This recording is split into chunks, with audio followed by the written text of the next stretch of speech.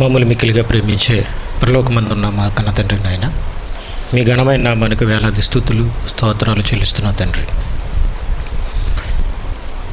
మీ అపారమైన ప్రేమ చేత మమ్మల్ని ఆదరిస్తూ మమ్మల్ని సజీవ లెక్కలో ఉంచి అమూల్యమైన మీ మాటల్ని మేము ధ్యానించగలిగే కృపను మీరు మాకు అనుగ్రహించారు తండ్రి. మీకు వందనాలు చెల్లిస్తున్నాం. మీ మాటలను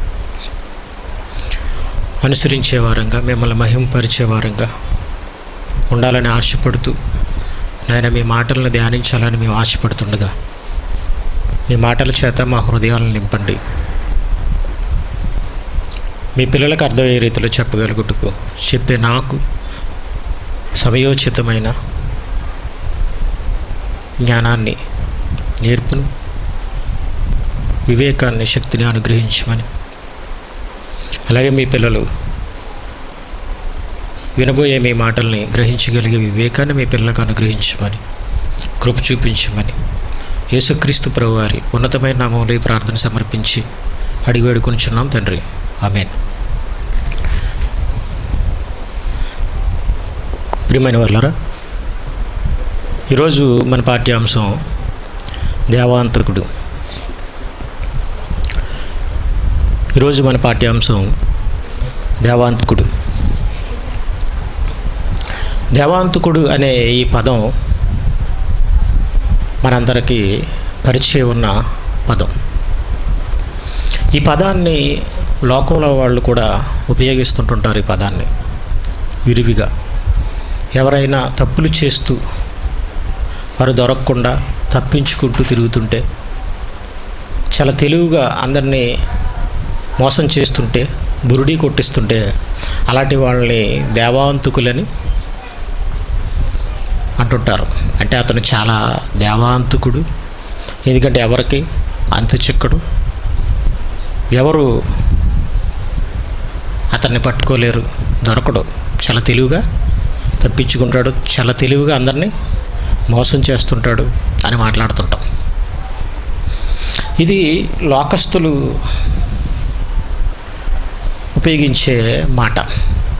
అయితే క్రైస్తవులుగా మనం జ్ఞానంగా ఆలోచిస్తే, మరి దేవుణ్ణి ఎవరు చంపగలరు, దేవుణ్ణి ఎవరు హత్య చేయగలరు అనే ఆలోచన మనకు రావాలి ముందు. దేవుడు ఆత్మ కదా, ఆయన ఎవరు చంపగలరు? అసలు దేవుణ్ణి ఎవరు హత్య చేయగలరు అని మనం ఆలోచిస్తే,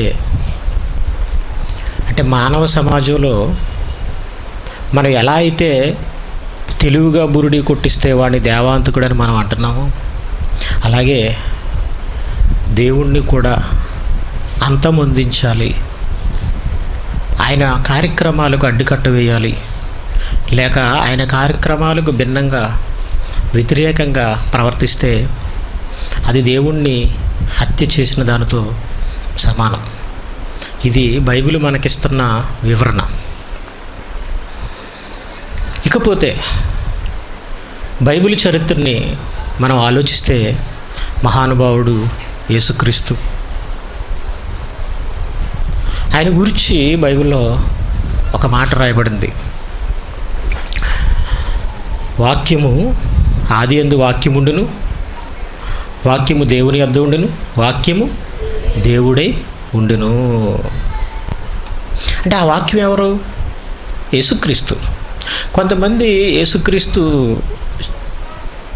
పుట్టకముందు దేవుడండి, అలాగే చనిపోయి తిరిగి లేచిన తర్వాత పరలోకానికి ఆరోహణుడైపోయాడు చూసారా, అప్పుడు దేవుడండి, కానీ భూమి మీద ఉన్నంత కాలం, జీవితకాలంలో మాత్రం ఆయన దేవుడు కాదండి, మనిషి కుమారుడండి అని మాట్లాడేవారు ఉన్నారు. ఆయన భూమి మీద రాకమునుపు దేవుడే, భూమి మీద జీవించినప్పుడు దేవుడే, అలాగే జీవించి ఆయన తండ్రి చిత్తాన్ని నెరవేర్చి పరలోకానికి వెళ్ళిపోయిన తర్వాత కూడా ఆయన దేవుడే. ఎందుకంటే ఆయన గురించి చెబుతూ ఆ మాట, ఆది యందు వాక్యముండును, వాక్యం దేవుని యొద్ద ఉండును, వాక్యం దేవుడై ఉండును. ఇప్పుడు మన మధ్యకి వచ్చింది ఏంటి? మన మధ్యకి వచ్చింది కూడా అదే వాక్యం తప్ప, దేవుడై ఉన్న వాక్యం తప్ప మరొకటి కాదు. ఎందుకంటే ఆ మొదటి సువార్తలోనే మరొక మాటలో ఏముంటుందంటే, కిందకు వచ్చేటప్పటికి ఆ వాక్యమే శరీరధారిగా కృపా సత్య సంపూర్ణుడిగా మన మధ్య నివసించెను. ఆ వాక్యం అంటే ఆది యందు దేవుని దగ్గర దేవునిగా ఉన్న ఆ వాక్యమే శరీరధారిగా మన మధ్య నివసించెను. అదే వాక్యం. కాకపోతే పైన కవర్ వచ్చింది.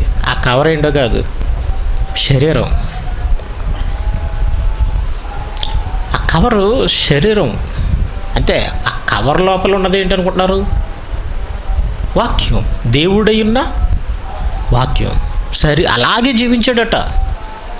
శరీరధారిగా కవర్ వేసుకుని మాత్రం కవర్లో ఉండి, శరీరం అనే కవర్లో ఉండి ఆయన అలాగే జీవించాడట. కాబట్టి కవర్లో ఉన్నంత మాత్రాన ఆయన దేవుడు కాదు అనడం అవివేకం. కాకపోడు. ఏదైనా ఒక వస్తువు కవర్లో ఉన్నంత మాత్రాన అందులో వస్తువు లేదంటారా? లేదండి. అవసరాన్ని బట్టి కవర్లో ఉన్నాడు తప్ప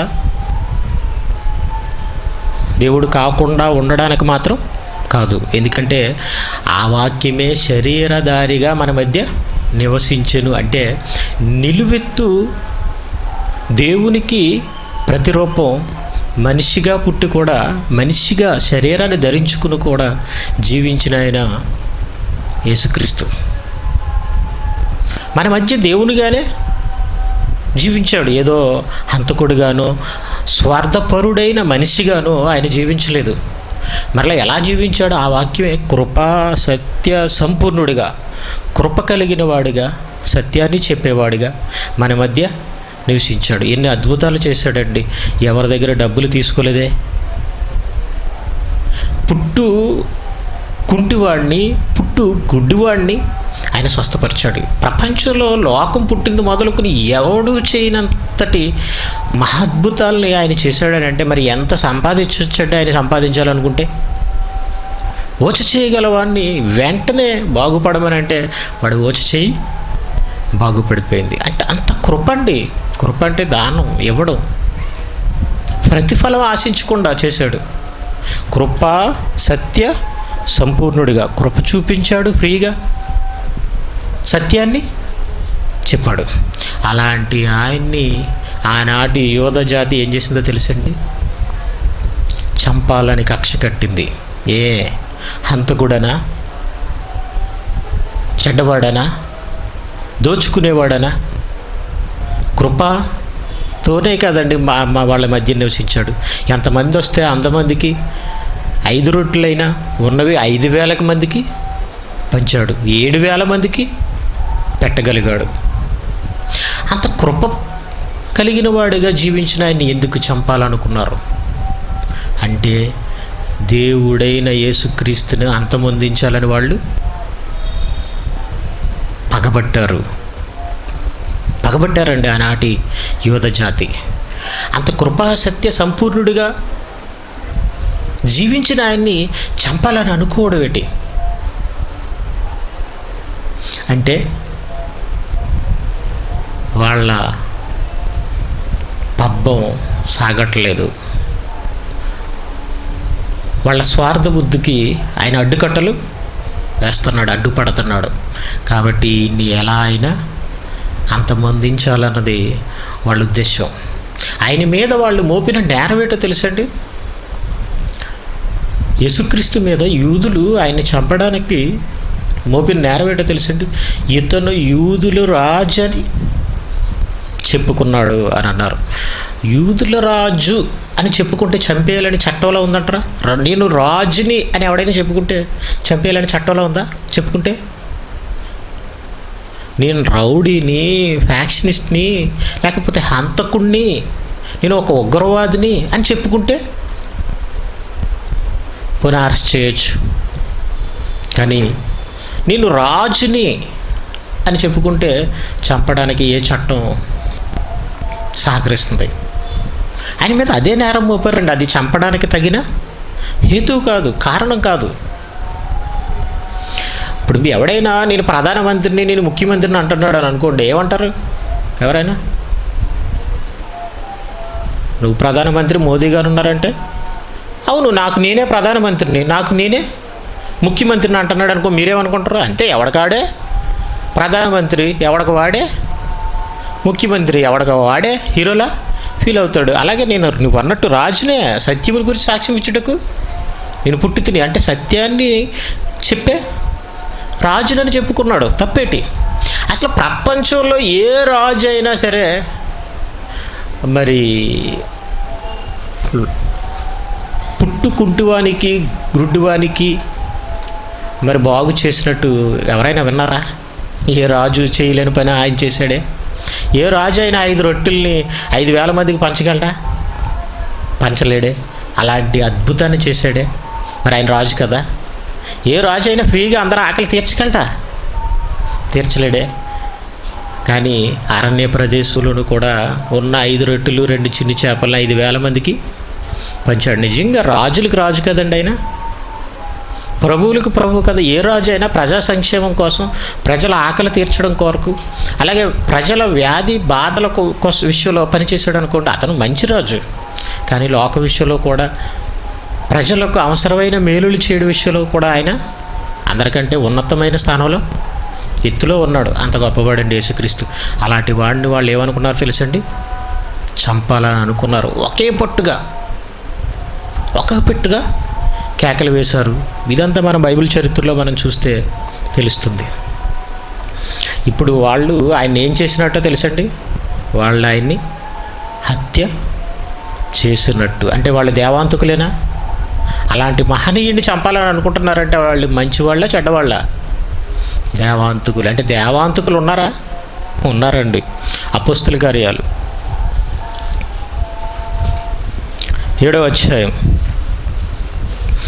అపోస్తుల కార్యాలు 7వ అధ్యాయం 52వ వచనం. మీ పితరులు ప్రవక్తలలో ఎవరిని హింసింపక యుండిరి. మీ పితరులు ఏం చేశారంటే ప్రవక్తల్లో ఎవరో ఒకరిని లేకపోతే కొందరిని హింసించడం కాదు, ఎవరిని హింసింపక ఉండిరి. అందరినీ చంపేశారు. ఆ నీతిమంతుని రాకను గూర్చి ముందు తెలిపిన వారిని చంపి, ఆయన రాకడ గురించి ముందే దేవుడు రాయించాడు. అలాంటి ప్రవక్తలను కూడా మీరు ఏం చేశారో తెలుసా? చంపేశారు. వీళ్ళెవరు? మోసం చేసుకుంటూ, అందరినీ మోసం చేస్తూ తప్పించుకుంటున్న వాడే దేవాంతకుడైతే మరి ఇలాంటి వాళ్ళని ఏమనాలి మీరు చెప్పండి? నిజంగా నిజమైన దేవాంతకులు. ఇంకా అప్పగించి హత్య చేసిన వారై అప్పగించి మీరు ఏం చేశారో తెలుసా? ఆయన్ని హత్య చేసిన వారు చంపేశారండి. ఎవరైనా మనల్ని చంపాలని చూస్తున్నారు అనుకోండి, మన ఇంట్లో వాళ్ళే మనల్ని చంపాలని చూస్తున్నాడు అనుకోండి, మనకి ఎలా అనిపిస్తుంది? అప్పుడే సగం చచ్చిపోయినట్టు ఉంటుందా? సగం చచ్చిపోయినట్టు ఉంటుందండి. అలాగా స్వజాతే ఆయన ఏమని చేశారో తెలుసండి? చంపాలనుకున్నారు. మరి వీళ్ళు దేవాంతకులు కదా? నిజంగా దేవాంతకులే. అలాంటి వాళ్ళు ఉన్నారు సమాజంలో. ఇకపోతే వాళ్ళు దేవాంతకులండి, తక్కిన వాళ్ళంతా పర్వాలేదని మీరు అనుకోవచ్చు. కానీ ఒక విధంగా మరలా మనం ఆలోచిస్తే అందరూ దేవాంతకులేనండి. అసలు యేసుక్రీస్తు చనిపోవాలనే శాసనాన్ని దేవుడు ఎందుకు రాశాడో తెలుసా? యేసుక్రీస్తు చనిపోవడానికి ఎందుకు సిద్ధపడ్డాడో తెలుసా? యేసుక్రీస్తును ఆయన ఎందుకు చనిపోవాలని అనుకున్నాడో ఆ విషయంలో మాత్రమే చనిపోయాడు తప్ప ముందు వాళ్ళు చంపాలనుకున్న వాళ్ళ పన్నాగాలు పారలేదు. ఆయన ఒకప్పుడు ఏం చేశారో తెలుసండి? యూదులు కొండపేటు వరకు తీసుకెళ్ళిపోయి ఆయన్ని అక్కడి నుండి పాడేద్దాం అనుకున్నారు లోయలో, చంపడానికి తప్పించుకున్నాడు. ఒకసారి మరలా వాళ్ళు ఏం చేశారో తెలుసా? ఆయన కొట్టడానికి రాళ్ళు చేత పట్టుకున్నారు. అప్పుడు ఆయన అనేకమైన మంచి కార్యక్రమాలు చేశాను, మీరు ఇది అందులో దేనికోసం కొడతారని అడిగాడు. అలాగే చివరికి శిలువ మరణం పొందేటప్పటికి పొందాల్సిన టైంకు మాత్రం ఆయన ఏం చేశాడో తెలుసండి, ఏ అడ్డు చెప్పలేదు. నిన్ను విడిపించడానికి నాకు అధికారం ఉందని పిలాతు అడిగినా పైనుండి అధికారం ఇవ్వబడితేనే కానీ నా మీద నీకు ఏ అధికారం లేదన్నాడు. అంటే ఆయనను సిలువ శిక్ష అనుభవించాలని శాసించింది దేవుడు. ఎవరి కోసం తెలుసా మీకు సంగతి? మన కోసమేనండి. మన పాపాల కొరకే. మన సమాధానార్థ శిక్షే మనల్ని దేవునితో సమాధానపరచడానికి ఆయనకు శిక్ష వేయాల్సి వచ్చింది, అనుభవించవలసి వచ్చింది. అది మన కోసమే. అంటే మనం చేసే పాపాలు ఉన్నాయి చూసారా, వాటికి ఫలితంగానే ఆయనకి సిలువ శాసనం దేవుడు రాయించాడు. అంటే ఇప్పుడు ఇంతకీ ఆయనకి చావు, ఘోరమైన చావుని ఎవరి కోసం రాయించాడు దేవుడు? మన కోసమే. నువ్వు పాపాలు చేస్తున్నావు, పాపాల కోసం ఎవరు బాధపడరండి. పాపం చేసేటప్పుడు ఎవరైనా బాధపడతారనుకుంటున్నారా? బాధపడరండి. కానీ మన పాపాల ఫలితమే యేసుక్రీస్తుకు ఘోరమైన సిలువ మరణం. అలాంటి మరణాన్ని అనుభవించే పరిస్థితులు ఆయన అనుభవించే పరిస్థితులు ఈ లోకంలో ఉన్నాయంటే, దేవుడు రాయించాడంటే అది దేవుడికి సరదా కాదు. దేవుడు సరదాపడి ఆనందపడి రాయించలేదు అవి. ఎందుకంటే మన పాపాలకు ప్రాయశ్చిత్తంగా ఆ మరణ శాసనాన్ని దేవుడు రాయించాడు. అంటే ఇప్పుడు ఇంతకీ దేవాంతకులు ఎవరు? అందరూని. ఇలా మీరు ఆలోచిస్తే అందరూ దేవాంతకులవే. కానీ ఆ హత్యా పాతకం మీ మీదకి రాకుండా ఉండాలని అంటే, మీరు ఎప్పుడైతే నేను చేసిన ఈ ఘోర కృత్యాలకు ఫలితంగానే ఆయన మరణాన్ని అనుభవించాడని నువ్వు ఎప్పుడైతే ఆయన వైపు తిరిగి, యేసుక్రీస్తు వైపు తిరిగి ఎప్పుడైతే మారు మనసు పొందుతావో, అప్పుడు ఆ ఘోర పాతకానికి ఫలితంగా వచ్చే శిక్ష ఉందో చూసారా, ఆ శిక్ష నీ మీదకు రాకుండా ఉంటుంది. అంతే కదండి. ఒక విధంగా చూస్తే చెడు తిరుగులు తిరిగేవాడు, మోసం చేసేవాడినే మనుషులు దేవాంతకులని అంటే, మరి నీ ఘోరమైన పాపకృత్యాలకు ఫలితంగా ఆయన సిలువ మరణాన్ని అనుభవించాల్సి వచ్చిందని అంటే నువ్వు కూడా హంతకుడివే. ఏ మనిషి పాపం చేసేటప్పుడు ఎప్పుడైనా ఆలోచిస్తారా ఎవరినైనా బాధపరుస్తున్నానని? ఆలోచించడండి. ఒక్కొక్కటి తాగేస్తుంటాడు శుభ్రంగా. ఏంటి బ్రాందీ, విస్కీ, రమ్ము, ఇవి నాటు సారా కూడా తాగేస్తుంటారండి. నాటు సారా మరీ డేంజర్. కళ్ళు ఉంది, అందులో ట్యాబ్లెట్స్ కలిపేస్తుంటారు. అది బాగా డేంజర్. ఎందుకంటే చాలామంది కల్తీ కళ్ళు తాగి ఇంతమంది చనిపోయారు. కల్తీ మద్యం తాగి, ఏ మద్యం అనేది తాగితే ఏదైనా అవయవాలు పాడైపోతాయి, ఎవడైనా చావుకు దగ్గర అయిపోతాడు. కానీ అందులో మళ్ళీ కల్తీ అయితే ఇంకొంచెం తొందరగా పోతాడు, సడన్గా పోవచ్చు. అలాగే సిగరెట్టు, అది కాల్చిన అవయవాలు పాడైపోతాయి. ఒకవేళ పాడైపోయాయి అనుకోండి, ఎవరో ఒకరు ఏం చేయాలి? దానం చేయాలి. భర్త ఉన్నాడు, బాగా శుభ్రంగా తాగేస్తున్నాడు, వాడి కిడ్నీలు పాడైపోయాయి, లేకపోతే లివర్ పాడైపోయింది, మరి ఎవరు దానం చేయాలంటారు? భార్య వైపే చూస్తారు. ఇదిగో లివర్ దానం చేయాలి, కిడ్నీలు దానం చేయాలి. ఒకవేళ దానం చేసిన తర్వాత మరి ఈవిడ కూడా తొందరగా చనిపోయే అవకాశం ఉందా? చనిపోయింది. అవకాశం ఉందండి. అలా దానం చేసి ఇద్దరు భర్తకు చనిపోయిన వాళ్ళు ఉన్నారు, లేకపోతే దానం చేసిన భార్యలు ముందే చనిపోయిన వాళ్ళు ఉన్నారు. అంటే మనిషి చేసే పాపాలకి ఎవరో ఒకరు బలి కాక తప్పడం లేదు.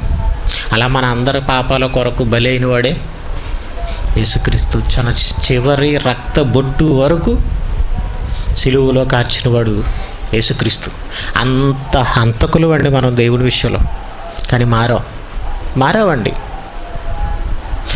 ఆనాటి యూదుల కంటే ఒక విధంగా బెటరే మనం. వాళ్ళు దేవునికి అడ్డుకట్ట వేయాలని, ఆయన ఉద్దేశాలు పారకూడదనే అంతమొందించాలనుకున్నారు. కానీ మనం దాన్ని నమ్మాం. ఇప్పుడు నమ్మిన మనం మరలా పాపాలు చేస్తే ఆయన్ని చంపుతున్నట్ట, లేకపోతే ఆయన రక్తాన్ని బాగా వాడుకుంటున్నావా? చెప్పాలి. తాగుతున్నావా? పిశాసులు డ్రాకులస్ అంటారు, మీరు ఇంగ్లీష్ మూవీస్ చూసి ఉంటారు. అవి రక్తం తాగుతాయి. ఏంటంటే మంచి కంఠం పొర దగ్గర పీక పట్టుకొని కొరుకుతుంటాయి.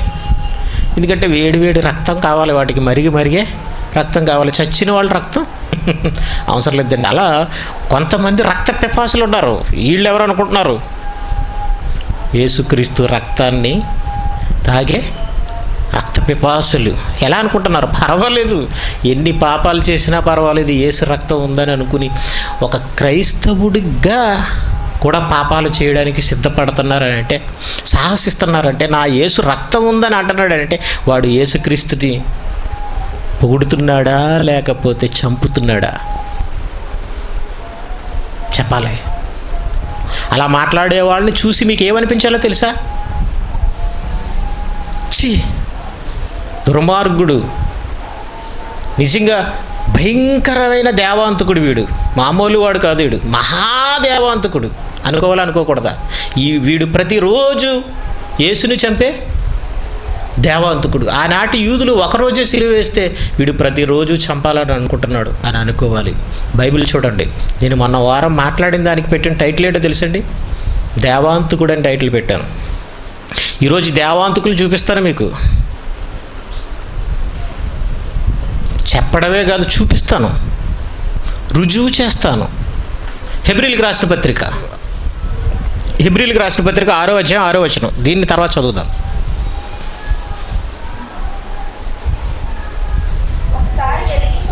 ఒక్కసారి వెలిగింపబడిన తర్వాత, అంటే ఒక్కసారి యేసుక్రీస్తు మన పాపాల కొరకే ఘోరంగా బలి అయ్యాడని, ఇంకెప్పుడు నేను పాపం చేయకూడదని అని నేను అనుకుని మారు మనసు పొందితేనే ఆయన పాపాలకు ప్రాయశ్చిత్తంగా కార్చిన రక్తం నన్ను క్షమిస్తుందని, ఆ రక్తం ద్వారా నాకు క్షమ వస్తుందని అనే ఒకసారి వెలిగింపబడ్డా నువ్వు. అది నీ మనసుకి స్ఫురించింది, నువ్వు నమ్మావు, ఒకసారి వెలిగింపబడ్డావు. తర్వాత పరలోక సంబంధమైన వరాలను ఏం చేసావు? రుచి చూచావు, వాక్యాన్ని రుచి చూసావు, పరిశుద్ధాత్మను పొందుకున్నావు, బాప్తిసం పొందావు, పరిశుద్ధాత్మను పొందుకున్నావు, పరిశుద్ధాత్మలో పాళివాడు అయ్యావు. ఆ ఆనందం ఏంటో అనుభవించావు. దేవుని వాక్యమును, రాబోవు యుగ సంబంధమైన శక్తుల ప్రభావం, ఆ శక్తిని రాబోయే కాలం అంటే మన ముందు పరలోకం ఉంది. మన ఆత్మలుగా ఈ శరీరాన్ని విడిచిన తర్వాత, ఈ దేహాన్ని విడిచిన తర్వాత రాబో కాలం ఉంది మనకి, అది పరలోకం, మన ముందుండే కాలం. ఆ శక్తుల ప్రభావాన్ని అనుభవించే వాక్యంలో ఉందని నమ్మావు కదండి. చాలామంది అయితే లేదని అనుకుంటారు. నువ్వు ప్రభువుని నమ్మిన తర్వాత, ఈ వాక్యాన్ని అంగీకరించిన తర్వాత పరలోకం ఉందనే నమ్మకం, ఆ అనుభూతి నీకు వస్తుంది. అనుభవించిన తర్వాత కూడా తప్పిపోయారా? అనుభవించిన తర్వాత కూడా తప్పిపోతున్నావా? అయితే తమ విషయంలో ఎవరు ఈ తప్పిపోయిన వాళ్ళు? ఎవరి కోసం ఈ మాట మాట్లాడుతున్నాడు? క్రైస్తవుల కోసం. ఎలా తప్పిపోయిన వాళ్ళు ఈ క్రైస్తవులు? పరలోకం వెళ్ళాలనంటే ఏ మార్గంలో మనం అయితే నడుచుకోవాలో ఆ మార్గంలో నడుచుకోవాలి. ఆ మార్గంలో నువ్వు నడుచుకోకుండా యేసు రక్తం ద్వారానే మనకి పాపక్షమాపణని, ఇక నుంచి మనం ఏం చేయాలి? ఆ క్షమ వచ్చిన తర్వాత పాపాలు చేసుకుంటూ మార్గంలో వెళ్ళిపోవాలనా? లేదండి. దేవుడు బైబిల్ ఏమన్నాడో తెలుసండి? ఏంటంటే ఆయన పోలిక ఏంటంటే, ఆయన దేవుడు అయ్యుండి మనం మనుషులు అయ్యుండి పాపభూయిష్టమైన కోరికలు కలిగిన వాళ్ళమైనా మన విషయంలో ఆయన ఏమన్నాడో తెలుసు? నేను పరిశుద్ధుడిని గనక మీరును పరిశుద్ధులయ్యుండు. యేసుప్రభువు వారు కూడా అలాగే పాపాలు చేస్తూ రక్తాన్ని కార్చాడా? చెప్పాలి. బైబిల్ ఎందుకు పాపం చేయొద్దంటుందో తెలుసండి? యేసుక్రీస్తు ఎందుకు పాపాలు చేయొద్దంటున్నాడో తెలుసండి? ఆయన కూడా పరిశుద్ధుడిగానే కదండి జీవించాడు. దేవుడు కూడా అదే చెప్తున్నాడండి, నేను పరిశుద్ధుడిని గనక మీరును పరిశుద్ధులే ఉండండి అని బైబిల్ చెప్తుంది. ఇక పరిశుద్ధత అవసరం లేదు, ఎలా ఉన్నా పర్వాలేదు. అసలు మరి పరిశుద్ధత అంటే ఏంటి అనే పదానికి అర్థం లేకుండా ఈనాడు కొంతమంది చేస్తున్న బోధలు ఉన్నాయి చూసారా? చాలా భయంకరమైన దుర్బోధ. అలాంటి దుర్బోధనలు ఏమన్నాడో తెలుసండి దేవుడు? పక్కన పెట్టండి కాదు, నరికే అన్నాడండి. ఖండించండి అన్నాడు చూసారా? ఖండించండి అంటే అర్థం ఏంటో తెలుసా? ఖండించండి అంటే అర్థం ఏంటో తెలుసా? ఖండించండి అంటే అర్థం ఏంటో తెలుసా? ఖండించండి అంటే అర్థం ఏంటో తెలుసా? ఖండించండి అంటే అర్థం ఏంటో తెలుసా? ఖండించండి అంటే అర్థం ఏంటో తెలుసా? ఖండించండి అంటే అర్థం ఏంటో తెలుసా? నరికేమని. కత్తితో మీరు నరుగుతున్నారు అనుకున్న దానినే ఖండించడం అంటారు. నరికేమన్నాడు అంటే శుభ్రంగా ఇలా పైకెత్తి మేక తలకాయ నరకాలనుకోండి, ఇలాగంటారు ఏంటంటే, ఇలా పొడతారేటండి, ఇలా కదుపుతారేటండి, ఎంత పైకెత్తుతాడు. మేక తలకాయని ఖండించేవాడు ఏం చేస్తాడు తెలుసండి, ఇలా పైకెత్తి ఒకసారి వేస్తాడు, ఒక్క దెబ్బతో పీక పడిపోద్ది. అలా ఖండించాలన్నమాట అండి. ఖండిద్దాం. అందుకనే అండి నెలలు అయినా ఈ దుర్బాధను ఏం చేస్తున్నా తెలుసా, ఖండిస్తున్నాను. చాలామందికి మీరు ఏంటండి ఒక టార్గెట్ ఏంటండి ఇలాంటి మాటలు మాడితే అసలు నెలలు ఏంటి, సంవత్సరం అయినా కడగాలి మరి ఇది పోవాలంటే, అంతే కదండి. మరక వదలాలంటే శుభ్రం కడగాలి కదండి. మరక మంచిదేనంటావా?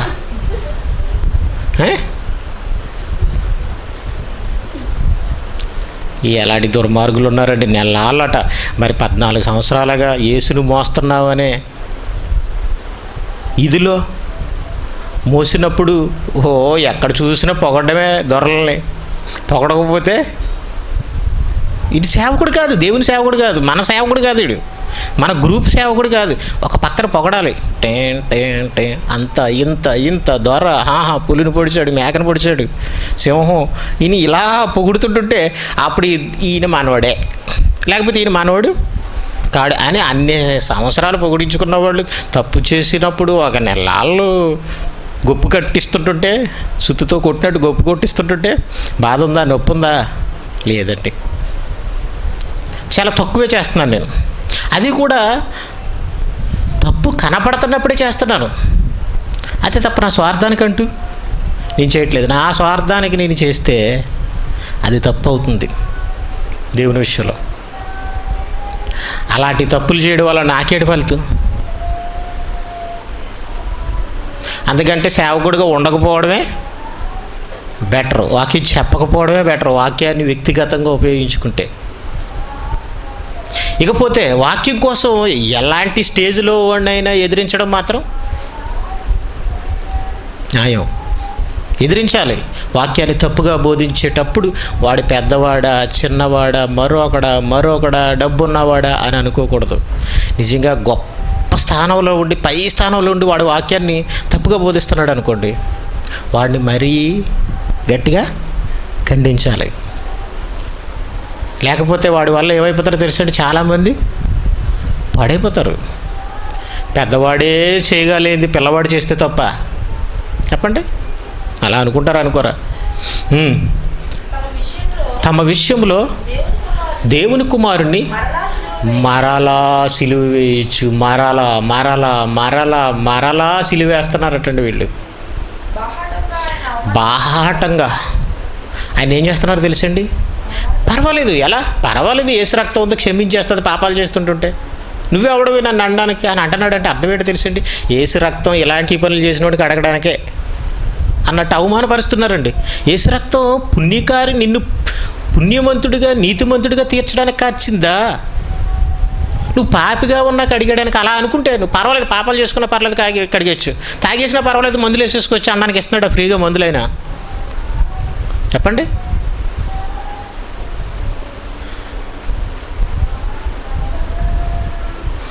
ఎయిడ్స్కి ప్రభుత్వం మందులు ఇస్తుందండి, అలాగని పర్వాలేదురా ఎయిడ్స్ పర్లేదు మీ ఇష్టం వచ్చినట్టు తిరిగండి అంటున్నారా? వద్దంటున్నారండి, అవేర్నెస్ తీసుకొస్తున్నారు. పోనీ మరి యేసుక్రీస్తు ఏమైనా అలాగే నువ్వు పర్వాలేదురా చేసుకోరా నా రక్తం ఉందంటే, లేదండి, అందుకు మాత్రం ఆయన కార్చలేదు, ఇక నుంచి నువ్వు పాపం చేయకూడదు, చేస్తే అది నన్ను మరలా సిలువేసినట్టు. ఒకవేళ ధైర్యంగా నువ్వు మాట్లాడుతున్నావంటే పర్వాలేదని, అది పొగడ్డం కాదు, ఆయన బాహాటంగా అవమానపరచడం. ఇది అర్థం కావట్లేదు ప్రజలకి. భలే ఉందంటున్నా. అందరూ ఒకే జాతి. ఆనాటి యూదులు ఎలాగో చూడండి, ఆయన అందరూ ఒకే ఏకపట్టుగా ఏం చేశారు, వారి కేకలే గెలుచును. ఈనాడు అలాగే ఉంది. ఇదంతా అందరూ ఒకటి తానే అంటే ఇంకొకటి తందానా అంటున్నాడు. ఇది అటండి తీర్పు తీర్చడం అటండి. ఇటు ఉన్న వాక్యాన్ని చెప్తే తీర్పు తీర్చడమా? మరి అయ్యగారు చేస్తే, అయ్యగారు నేను తీర్పు తీర్చేస్తానంటే అదేంటి చెప్పండి? అది కరెక్ట్ చేయడమా? బైబిల్ని జరిగించడమా? చూపిస్తానండి. ఏదో మాటలు అంటున్నాడు ఈయన, లేనిపోని నేరాలు వేస్తానండి, మీరు చూస్తే మీకే అర్థమైపోద్ది. కానీ ముందు ముందు మనం మన పాటలోంచి వెళ్దాం.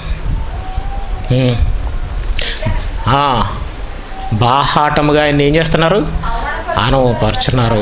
అట్టి వారిని మారు మనసు, మళ్ళీ వీళ్ళు మార్చడం ఏంటి? వీళ్ళు మరలా మారు మనసు పొందినట్లుగా నూతనపరచుట అసాధ్యం. ఎందుకంటే ఏదైతే నూతనపరచడానికి ఉపయోగపడుతుందో ఆ శిలువ మరణాన్ని, ఆ యేసుక్రీస్తుని పక్కన పెట్టాడు, ఆ వాక్యాన్ని పక్కన పెట్టాడు, ఆ పరిశుద్ధాత్మను తృణీకరించాడు. ఇలాంటి వాడిని మరీ ఎవరిని తీసుకొచ్చి, మీరు ఏది తీసుకొచ్చి బాగు చేస్తారు చెప్పండి? మారు మనసు వచ్చేలా చేస్తారు. కాబట్టి ఇలాంటి వారిని నూతనపరిచినట్టుగా, మారు మనసు పొందినట్లుగా, నూతనపరిచినట్లుగా చేయడం అసాధ్యం. ఈ మాట దేవుడు అంటున్నాడు. ఇంకా మనం మార్చలేమండి. కాకపోతే వాళ్ళు ఎలాగో మారరు. వాళ్ళని నమ్మి మోసపోతున్న వాళ్ళనైనా, మనం కొంతమందినైనా, ఇంకా ముదర్న మొక్కలు ఉంటాయి కదండి, వాటిని ఉంచుదాం. ఎందుకంటే వీళ్ళు మహావృక్షాలు అయిపోయారు. వీళ్ళు వంపుగా మహావృక్షాల్లో పెరిగిపోయారు. ఇంకా మరి వాళ్ళని లైన్ చేయడం అంటే కుదురుతుంది ఏంటంటే నరికేయడం తప్ప. వాటిని నరికేసి మొక్కలు ఉంటాయి చూసారా, ఆ మొక్కలను ఏం చేయాలంటే మనం కట్టి నిలువుగా పెంచాలి. అదే పని చేస్తున్నానండి. వాళ్ళు మారరు. అందుకనే కొంతమందినైనా, ఇలాంటి దుర్మార్గుల చేతుల్లో నుంచి కొంతమందినైనా రక్షించాలి. అసలు ఏంటి తప్పిపోవడం? హెబ్రీయులకు రాసిన పత్రిక 10వ అధ్యాయం, హెబ్రీయులకు రాసిన పత్రిక 10వ అధ్యాయం 26 నుండి, మనము సత్యముని గురించి అనుభవజ్ఞానము పొందిన తర్వాత సత్యముని గురించి అనుభవజ్ఞానం పొందాలి. సత్యం ఏం చెబుతుంది, సత్యం ఏం చెబుతుందో నువ్వు అనుభవపూర్తిగా తెలుసుకోవాలి తప్పనిసరి. అది క్రీస్తులో ఎదగడం, అంతే కదా. సత్యం ఏం చెప్తుంది? నువ్వు పాపాలు చేసుకుంటూ పోవచ్చు, వాక్యం చెప్తే చాలు, వాక్యం నేర్చుకుంటే చాలు అని చెప్తుందా? నువ్వు ఇంకెప్పుడు పాపాలు చేయకూడదు, దేవుని పని చేయాలని చెప్తుందా? చెప్పండి, ఎవరికి తెలీదా? ఈ తెలిసి మాత్రం మీకు అనుభూతిగా కదా, ఇది మీకు అర్థమవుతుంది కదా. ఇలా కాకపోతే ఇంక బైబిల్ మీకేం అర్థం అన్నట్టు. Okay, right. పొందిన తర్వాత బుద్ధిపూర్వకంగా పర్వాలేదు బైబిల్ చెప్తుంది అని అన్నాడు అనుకోండి, ఏసు రక్తం ఉంది అన్నాడు అనుకోండి, అంటే అర్థం ఏంటి? బుద్ధిపూర్వకంగా వాడు ఏం చేస్తున్నాడు? పాపం చేస్తున్నాడు. బుద్ధిపూర్వకంగా పాపం చేసిన ఎడల పాపమునకు బలి ఉంటుందా ఉండదా? బలి ఇకను ఉండదు. వీరేమి చేయుచున్నారో వీరు ఎరుగురు గనక క్షమించమన్నాడు యేసుప్రభువారు. ఎరిగితే క్షమించమంటాడా? వాళ్ళకి ఏడు తెలియలేదు, నీకేడు తెలియలేదు, పాపాలు చేసుకుని వెళ్ళిపోయి. అయినా అందుకనే దేవుడు ఏం చేశాడు? ఆయన కుమారుణ్ణి ఈ లోకంలో మన పాపాలకు సమానార్థ శిక్షగా ఆయన సిలువలో బలి చేశాడు. ఇప్పుడు నువ్వు పర్వాలేదు, యేసు రక్తం ఉంది పాపాలు క్షమించడానికే ఉంది, కానీ తర్వాత పాపం చేయకుండా ఉండడానికి ఉంది. క్షమించడానికి ఉందని తర్వాత పాపాలు చేయకూడదు అనే మాట నువ్వు పట్టించుకోకుండా ఉంది కదా అని నువ్వు పాపాలు చేస్తే అదేంటనుకుంటున్నారు? బుద్ధిపూర్వకంగా పాపం చేయడమే. బుద్ధిపూర్వకంగా పాపం చేసిన వాళ్ళ పాపమునకు బలి ఉందా లేదా? యేసు బలి అయి ఉన్నాడు బుద్ధిపూర్వకంగా పాపం చేయని వాడిని క్షమించడానికి తప్ప బుద్ధిపూర్వకంగా పాపం చేసేవాడిని క్షమించడానికి కాదు. వాడి కోసం అయితే బలి లేదు. ఉందంట వేటి నువ్వు? బైబిల్ లేదంటుంది. బలి ఇకను ఉండదు. కానీ న్యాయపు తీర్పును భయముతో ఎదురు చూచుటయు, న్యాయం తీర్పు ఉంది. దేవుడు న్యాయంగా తీర్పు తీరుస్తాడు. దేవుడు వేసే శిక్ష చాలా భయంకరంగా ఉంటుంది. ఆ న్యాయ తీర్పు ఎలాంటిదో తెలిసింది, నరకం. లోకమైతే హంతకుడికి యావజ్జీవ కారాగార శిక్ష అంటారు, 14 సంవత్సరాలు. జైల్లో అయినా పర్వాలేదండి, గుడ్డు పెడతారు. వారానికి ఇన్నిసార్లు గుడ్డు, వారానికి ఇన్నిసార్లు చికెను, వారానికి ఒకసారి చికెను, అప్పుడప్పుడు గుడ్లు, పర్వాలేదండి. ఇప్పుడు అక్కడ పడుకోబెట్టి పెడతారు. అప్పుడు మధ్యలో ఏం చేస్తారు? గాంధీ జయంతి తర్వాత ఆగస్టు 15 గాంధీ జయంతికి సత్ప్రవర్తన కలిగారు అనుకోండి, విడి చేస్తారు. ఎందుకు అనుకుంటున్నారు? ఉత్తిదే మారినా మారకపోయినా ఎవడొకటి సత్ప్రవర్తన కలిగి ఉన్నారని విడుదల చేసి పోషించలేక. కానీ దేవుడు అలాంటి కాదండి. యావజ్జీవ కారాగార శిక్ష అంటే ఎవరిది అనుకుంటున్నారు? దేవుందే. బ్రతుకున్నంతకాలం శిక్షే, నువ్వు సావు. మళ్ళీ అందులో గుడ్డు ఏమండి, నీకు గుడ్డు పాలు తర్వాత చికెను ఉంటుంది అనుకుంటున్నా పెట్టి ఉండదు. అసలు వేలి కొన నీళ్ళు అడిగినా ఇవ్వడం. అది న్యాయపు తీర్పు. నిజంగా నువ్వు దేవాంతకుడు అయితే నిన్న అంత చాలా ఘోరంగా దేవుడు శిక్షిస్తాడు. న్యాయపు తీర్పునకు ఎదురు చూచుటయు విరోధులను, దేవాంతకులైన విరోధులను దహింపబోవు నరకాగ్ని జ్వాలలు. తీక్షణమైన అగ్ని, అంత వేడిగల అగ్ని మరొకటి లేదు. అది చాలా తీక్షణమైన అగ్ని. ఇకను ఉండును ఎవడైనను మోసే ధర్మశాస్త్రం నిరాకరించిన ఎడల 2-3 సాక్షుల మాట మీద వారు కనికరింపకుండా వారిని చంపించుదురు. దేవుడే రాశాడు ఆ శాసనం. అయితే కొత్త నిబంధనల్లో అలాంటి శాసనం మరొకటి ఉంది. రాళ్లతో కొట్టి చంపడం కాదు, ఈ విరోధులను దహించబోయే తీక్షణమైన అగ్ని. మరలా బాహాటంగా సిలువ వేసే వాళ్ళని దహించే అగ్ని. వాళ్ళ గురించి ఏం చెప్తున్నాడు? వాళ్ళు ఎవరు నిరాకరించారనుకుంటున్నారు? మనల్ని అనుకుంటున్నారా? మనల్ని కాదండి. వాళ్ళు నిరాకరించింది ఎవరో తెలుసండి. ఇట్లుండగా వీడు బుద్ధిపూర్వకంగా పాపం చేసేవాడు ఏం చేస్తున్నాడో తెలుసా? దేవుని కుమారుని పాదములతో తొక్కి, భార్య ఎవరైనా వద్దండి, తాకండి, ఎందుకండి మీ ఆరోగ్యం పాడైపోతుంది, మనం అందరం డబ్బులు పాడైపోతున్నాయి, అప్పులు అయిపోతున్నాయి, తాకండి అని అన్నాం అనుకోండి, వాడు ఏం చేస్తాడో తెలుసండి? ఒక తన్ని పీక మీద కాలేసి తొక్కి, అవసరమైతే నడుము మీద 4 తన్నులు తన్ని ఇల్లు ఏం చేస్తాడు? తాగుతాడు. వీడేం చేస్తాడు అనుకుంటున్నారు? దేవుని కుమారుని పాదములతో తొక్కేసా నువ్వు. తాగినోడు ఎలాగైతే భార్యని ఎలాగైతే చేస్తాడో అలా యేసుప్రభువుని నువ్వేం చేసావంటే శుభ్రంగా తొక్కి తాను పరిశుద్ధపరచబడుటకు సాధనమైన నిబంధన రక్తాన్ని నువ్వు పరిశుద్ధంగా జీవించాలని అనుకుంటే అది పరిశుద్ధపరుస్తుంది తప్ప, పర్వాలేదు నేను పాపాలు చేస్తుంటేనే ఉంటాను అది పరిశుద్ధపరుస్తుంది అంటే పరిశుద్ధపరచదండి.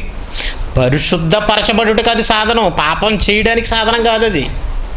ఈ చిన్న లాజిక్ అర్థమవుతుందండి. నువ్వు పరిశుద్ధపరచబడుటకు సాధనమైన నిబంధన రక్తాన్ని అపవిత్రమైనదిగా ఎంచి కృపకు మూలమగు ఆత్మను నిన్ను పరలోకాన్ని నడిపించడానికి ఫ్రీగా ఇచ్చాడండి. నీకు బాడీ గార్డ్ని ఇమ్మనండి పోలీసు వాళ్ళని. నీకు ఒక బాడీ గార్డ్ని పెట్టుకోండి, ఎంత డబ్బులు ఇవ్వాలి. అలాంటిది నీకు ఒక బాడీ గార్డ్ని పరలోకానికి తీసుకెళ్ళడానికి, నిన్ను నడిపించడానికి ఇచ్చింది ఎవరో తెలుసా? దేవుడు. ఎవరినో తెలుసా? పరిశుద్ధాత్మని, నేను పాపం చేయకుండా ఉండడానికి. అలాంటి ఆయన్ని నువ్వేం చేసావు తెలుసా? తిరస్కరించావు. కృపకు మూలమగు రక్తాన్ని ఏమో అపవిత్రమైన దానికి ఎంచావు, బాడీ గార్డ్ని ఏమో పరిశుద్ధాత్మని ఏమో ఏం చేసావు? అపవిత్రమైన దానిగా ఎంచావు.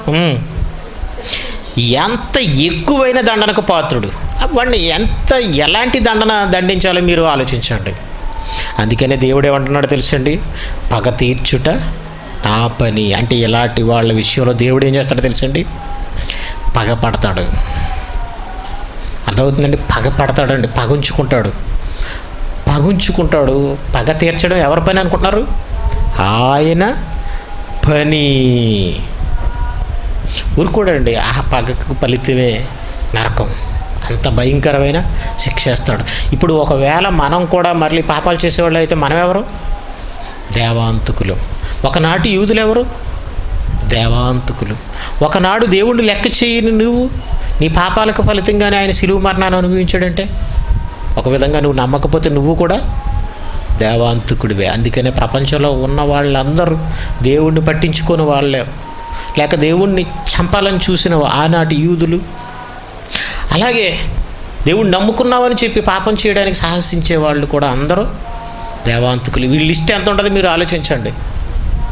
ఈ లిస్ట్ చాలా పెద్దది ఉంటుంది. అలా మనం ఉండకూడదనే ఈ మహాజ్ఞానాన్ని దేవుడు రాయించాడు. ఈ మహాజ్ఞానాన్ని చాలామంది అపార్థం చేసుకుంటండి. పోల్చుకోవడానికి ఎవడో లేడా? పాపం చేస్తూ వాక్యం చెప్పొచ్చు అని పోల్చుకోవడానికి ఆ వ్యక్తి ఎవరిని పోల్చుకున్నాడో తెలుసండి? భయంకరంగా యేసుక్రీస్తుడు సిలువ వేయాలని కక్షగట్టిన ఆనాటి యూదులతో పోల్చుకుంటావా? మీరు ఆలోచించండి. ఆనాటి యూదులతో పోల్చుకుంటావా? నువ్వెవడవి? దుర్మార్గుడువా, మంచివాడువా? ఒక పాపపు స్త్రీతో పోల్చుకున్నావంటే పర్వాలేదు, ఎందుకంటే ఆవిడ మళ్ళీ మారింది. ఆవిడ మారింది, ఇక పాపం చేయకమన్నాడు కాబట్టి, ఆవిడ ఇక పాపం చేయలేదు కాబట్టి ఆవిడ పేరు రాయించాడే తప్ప, యేసుప్రభు దగ్గరికి వచ్చి ఎంతోమంది వాక్యం విన్న వాళ్ళందరి పేర్లు ఎందుకు రాయించలేదు? ఆవిడ ఒక్కసారితోటే ఆయన అన్న మాటకి ఆవిడ ఇంకెప్పుడు పాపం చేయకని ఆయన అన్నప్పుడు ఆవిడ చేయడు, మానేసింది కాబట్టి తర్వాత దేవుడు రాయించాడే తప్ప, ఆవిడ లోకంలో కలిసిపోయింది. అయితే ఆవిడ పేరు అంత పొగుడుతూ అంత గొప్పగా ఎందుకు రాయిస్తాడు? పాప స్త్రీల కోసం రాయించడండి. అతను అన్న మాట మీకు చూపిస్తాను, ఒక్కసారి మీరు మీ కళ్ళతో చూడండి, మీ చెవులతో వినండి. వీళ్ళని ఏమంటారో మీరే చెప్పాలి. అందుకేనండి నేను దీన్ని వదలను, ప్రతి రెఫరెన్స్కి సమాధానం చెప్తాను అన్నాను. అందుకనే ఏదో కొన్ని నాకు ఏదో అనువుగా ఉన్నవి లేకపోతే నేను చెప్పగలిగినవి ఇవే అని చెప్పట్లేదు. ప్రతి ఏ రెఫరెన్స్ నేను విడిచిపెట్టినండి. అసలు ప్రతి రెఫరెన్స్ ఒక పాఠం. మీకు కుమ్మేస్తాను, మొత్తం నరికేస్తానని చెప్తున్నాను కదా, ఖండిస్తానని చెప్తున్నాను, ఖండించమన్నాడు కదా. ఎందుకంటే ఏదో బైబిల్లో ఎన్నో వచనాలు, ఏదో 1-2 వచనాలు చూసి పొరపడలేదట ఈ గురువు గారు. అబ్బాబాబా, ఇవే 10 రెఫరెన్సులు చూపించాడండి. అంటే 10 రెఫరెన్సులు పాపం చేయడానికి సమర్థిస్తున్నాయా? ఏదో ఒక వచనం 2 వచనాల్లో పొరపాటు పడలేదు, మొత్తం బైబిల్ అంతా పొరపాటేనట్టు. అసలు రాసిన వాళ్ళే పాపం చేస్తూ రాశారట, మీరు చూశారు కదా. వీళ్ళని ఏమన్నా అంటేనట్ట మళ్ళీ నిందించడం అట్ట, తీర్పు తీర్చడం అట్ట, ఎదుటివని పాపాలు ఎత్తి చూపుతున్నట్ట. బైబిల్లో వాళ్ళ పాపాలు నువ్వెలా ఎత్తి చూపుతున్నా? చూసావా నువ్వు వాళ్ళది? పోనీ చూసావా? వాళ్ళు మీరు చేసావని చెప్పారా? ఏవో కొన్ని వచనాలు నువ్వు ఇలా తిప్పి ఇలా తిప్పి ఇలా తిప్పి వాళ్ళు కూడా పాపం చేశారని చెప్తావా? ఏంట్రా మరి అదేంటి ఎత్తి చెప్పడం కాదా? లేనిదాన్ని ఎత్తి చెప్పడం కాదా? అప్పుడు చెప్తే రైటా? ఇప్పుడు చేస్తున్నది కనబడినా అనుభవించినా అది తప్ప? వా దేవాంతుకుడా, మరి ఇంకా పరమ దేవాంతుకుడా చెప్పాలి. పరమ దేవాంతుకుడు మాత్రం ఎవడో పరలోకానికి వెళ్లకుండా వాళ్ళు ప్రవేశించేవాడిని ప్రవేశించడు. వాళ్ళు ఏమంటారు? పరమ దేవాంతుకులు అనాలి. చూపిస్తున్నాను చూడండి. నిన్ను నేరస్తుగా నిలబడతాడు దేవుడు. ఇక్కడ మన వాక్యం ఉన్నది ఉన్నట్టుగా ఆలోచిస్తున్నాం. మత్తయి సువార్త 23 చూడండి, మళ్ళీ చదువుదాం ఆ మాట. 2వ వచనం, ఇది యేసుక్రీస్తు వారు స్వయంగా చెప్తున్న మాట. ఏమంటున్నాడు? అప్పుడు యేసు జనసమూహములతోనూ తన శిష్యులతోనూ ఇట్లనను, శాస్త్రులు పరిసయ్యులు మోషే పీఠ మందు కూర్చుండేవారు గనుక వారు మీతో చెప్పు వాటన్నిటినీ అనుసరించి గైకొనుడి. చెప్పే వాటిని చేయండి, చెప్పే వాటిని గైకోండి. ఫాలో అవ్వమన్నాడా? వాళ్ళు మంచిగా చెప్తారు. మోషే న్యాయపీఠం ఎందుకు కూర్చొని మంచి న్యాయపీఠంలో కూర్చొని తప్పు చెప్తారా? ఒరే వ్యభిచారం చేయని చెప్తాడా? ఒరే దొంగతనం చేయని చెప్తాడా? చెప్పండి. వాడు చెప్పేది వాక్యంలో చెప్తారు కాబట్టి వాక్యంలో మంచి ఉంది కాబట్టి మంచి వస్తుంది వాడు నోటంబడ. వాడు దుష్టుడే. శాస్త్రులు పరిచయాలట ఏం చెప్తారట? మంచి చెప్తారట. వాళ్ళు మంచి చెప్పారా? చెప్పాలి మీరు, మంచి చెప్పారా? శాస్త్రులు పరిచయాలు చెప్పి వాటిని గైకొనమన్నాడు కదా. గైకొనమంటే వాళ్ళు చెప్పేదంతా నమ్మమన్నాడా? మీరు జాగ్రత్తగా వినండి. అంటే ఇతను డైరెక్ట్గా చెప్పడు కదండి. దొంగ ఎప్పుడు డైరెక్ట్గా దొరుకుతాడు? మొత్తం టోటల్ మెసేజ్ వింటే యోహాను గారిని పాపం చేసేసాడు, అందరూ పాపం చేస్తూనే వాక్యం చెప్పాడని చెప్పాడు. ఇప్పుడు ఇతను సపోర్ట్ చేసుకోండి. మరి నేను పాపం చేస్తూ వాక్యం చెప్తుంటుంటే మీరేం చేయాలి? వినాలా వినకూడదా? చెప్పాలి. వినకూడదు. నేను తాగుతూ వాక్యం చెప్తున్నానండి. ఇప్పుడు ఇక్కడ బ్రాందీ గ్లాస్ పెట్టుకుని మధ్యలో వాటర్ ఇలా పెట్టుకుంటున్నాను, చూసారా? ఇప్పుడు ఒకసారి వాటర్ తాగుతాను. ఈ వాటర్ తాగుతూ వాక్యం చెప్పాను అనుకోండి, మీరు ఏం చేస్తారు? ఏం చేస్తారండి? మన అబ్రహాం గారు వాక్యం చెప్తున్నారు, గట్టిగా చెప్తున్నారు, దాహం వేసిందో పాపం ఆయనకి అని అనుకుంటారు. బ్రాందీ తాగుతున్నాను అనుకోండి, పెట్టుకుని ఇక్కడ బ్రాందీ తాగుతున్నానండి, వాక్యం చెప్తున్నాను, మంచిగానే చెప్తున్నాను. మీరు ఏమనుకుంటారు? ఇది చూడడం మానేసి వాక్యం వింటారా? మీరు కూడా బ్రాందీ సీసాల దగ్గర పెట్టుకుని మంచినీళ్ళ బాటిల్ తెచ్చుకోకుండా హ్యాపీగా తాగుతూ హ్యాపీగా సిగరెట్ కాలుస్తూ సినిమాల్లోనే అయ్యో తాగకండి, పొగ తాగుట, మద్యం తాగుట ఆరోగ్యానికి హానికరం అని వాళ్ళు పెట్టుకుంటున్నారు. అక్కడ లోపల అందరూ పబ్లిక్ ప్లేస్లో తాగొద్దంటారు. అలాగా నేను తాగుతుంటూ వాకింగ్ చెప్తున్నాను అనుకోండి, మంచిగా చెప్తున్నాను అనుకో, మీరు వింటారా పోతారా ఇక్కడ నుంచి? మీకు నమస్కారం అని కుర్చీలు డబ్బా పాడేసి తిట్టుకుంటే వెళ్ళిపోతారు. ఒకవేళ మీకు ఇష్టమై మీరు అలా ఉంటున్నారు, చూసే వాళ్ళందరూ ఏమనుకుంటారో తెలుసా? ఇదేం పోయే సంగరా బాబు, వీళ్ళకేం పోయే కాలం వచ్చింది, వీళ్ళు తాగుతూ బైబిల్ చెప్పుకుంటారు, బ్రాందీ తాగుతూ అనుకుంటారు అనుకోరా. కానీ నేను అలా కదట, పర్వాలేదు చేయొచ్చు, మీరు చెప్పేది వినండరా. చెప్పేవాడు ఏం చేస్తున్నాడు చూడకండి, ఆడు తాగుతున్నా కానీ మీరు చూడకండి, కళ్ళు మూసుకోండి, చెవులు మాత్రమే వినాలి. అదేనండి ఈ వెర్సను చూడండి. మీకు కావచ్చు, వాడు దుర్మార్గుడైతే కావచ్చు. ఇక్కడ యేసుక్రీస్తు వారు ఏమన్నారు చూడండి, శాస్త్రులు పరిచయులు మోషే పీఠ మీద కూర్చుండేవారు కనుక వారు మీతో చెప్పు వాటి అన్నిటినీ అంటున్నాడు చూడండి. ఒకటి చేయడం మరొకటి వదిలేయడం కాదు, వాళ్ళు చెప్పేవన్నీ మీరు చేయండి. ఆయన చెప్పేవన్నీ చేసేలా అన్నాడంటే యేసుక్రీస్తు. నన్ను వారి క్రియలు చొప్పున చేయకండి, ఎందుకంటే వాళ్ళు చెడ్డోళ్ళు రా, వాళ్ళ పనులు బాగాలేవు నాయన. వాడు చెప్పేది మంచి చెప్తున్నాడు ఏమని, వాడు చేసేది మంచి చేయటం లేదు. వాడు చెప్పే మంచి, వాడు చేసేది చెడు. వాడు చెప్పేది మంచి, వాడు చేసేది చెడు. మీకు అర్థమైందో లేదో? కనుక వాళ్ళ క్రియల చొప్పున మీరు చెయ్యకుడి, వారు చెప్పుదురే గాని చెయ్యరు. ఇది ఎందుకు చెప్తున్నాడు అనుకుంటున్నారు? ఈయన పాపం చేస్తూ వాక్యం చెప్పవచ్చా అని ప్రశ్న వేశారు. ఎందుకంటే ఈయన పాపాలు చేస్తున్నాడు అని వాళ్ళు వింటున్నారు, చూస్తున్నారు, ఏదో జరిగింది. అప్పుడు ఏమన్నా చేయకూడదని చెప్పాలి, చేస్తే దేవుడు క్షమించడు, లేకపోతే మనం మారుమనసు పొందాలని చెప్పాలి. ఈయన అలా కాదు, ఇది ఈ రిఫరెన్స్లో వాడుకుంటున్నారు. అంటే వాళ్ళు చెప్పేది వినండి, చేసేది చూడకండి. వాళ్ళు చెప్పేదేమో మంచి చెప్తారు, చేసేవేమో చెడ్డ పనులు చేస్తారు. కాబట్టి యేసుప్రభువు అంటే చెప్పేది వినండి, వాళ్ళ క్రియలు చెప్పినా చేయకండి అని చెప్పాడు. అంతే కదా చెప్తున్నాడు. చూడండి, చెప్పుదురే కానీ చెయ్యరు. వాడు చెప్పింది చేయలేనందుకు దేవుడు చూసుకుంటాడు. నీకెందుకు కంగారు?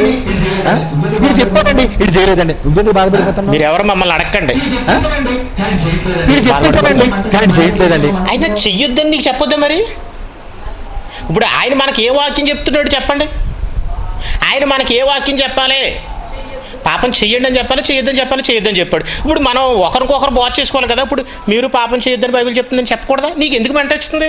అసలు నాకైతే దేవుడు చూసుకుంటారు, మరి నాకైతే దేవుడు చూసుకుంటాడని వాడు చేసుకుంటే మీకు న్యాయం, బయటోడికి ఒక న్యాయమా?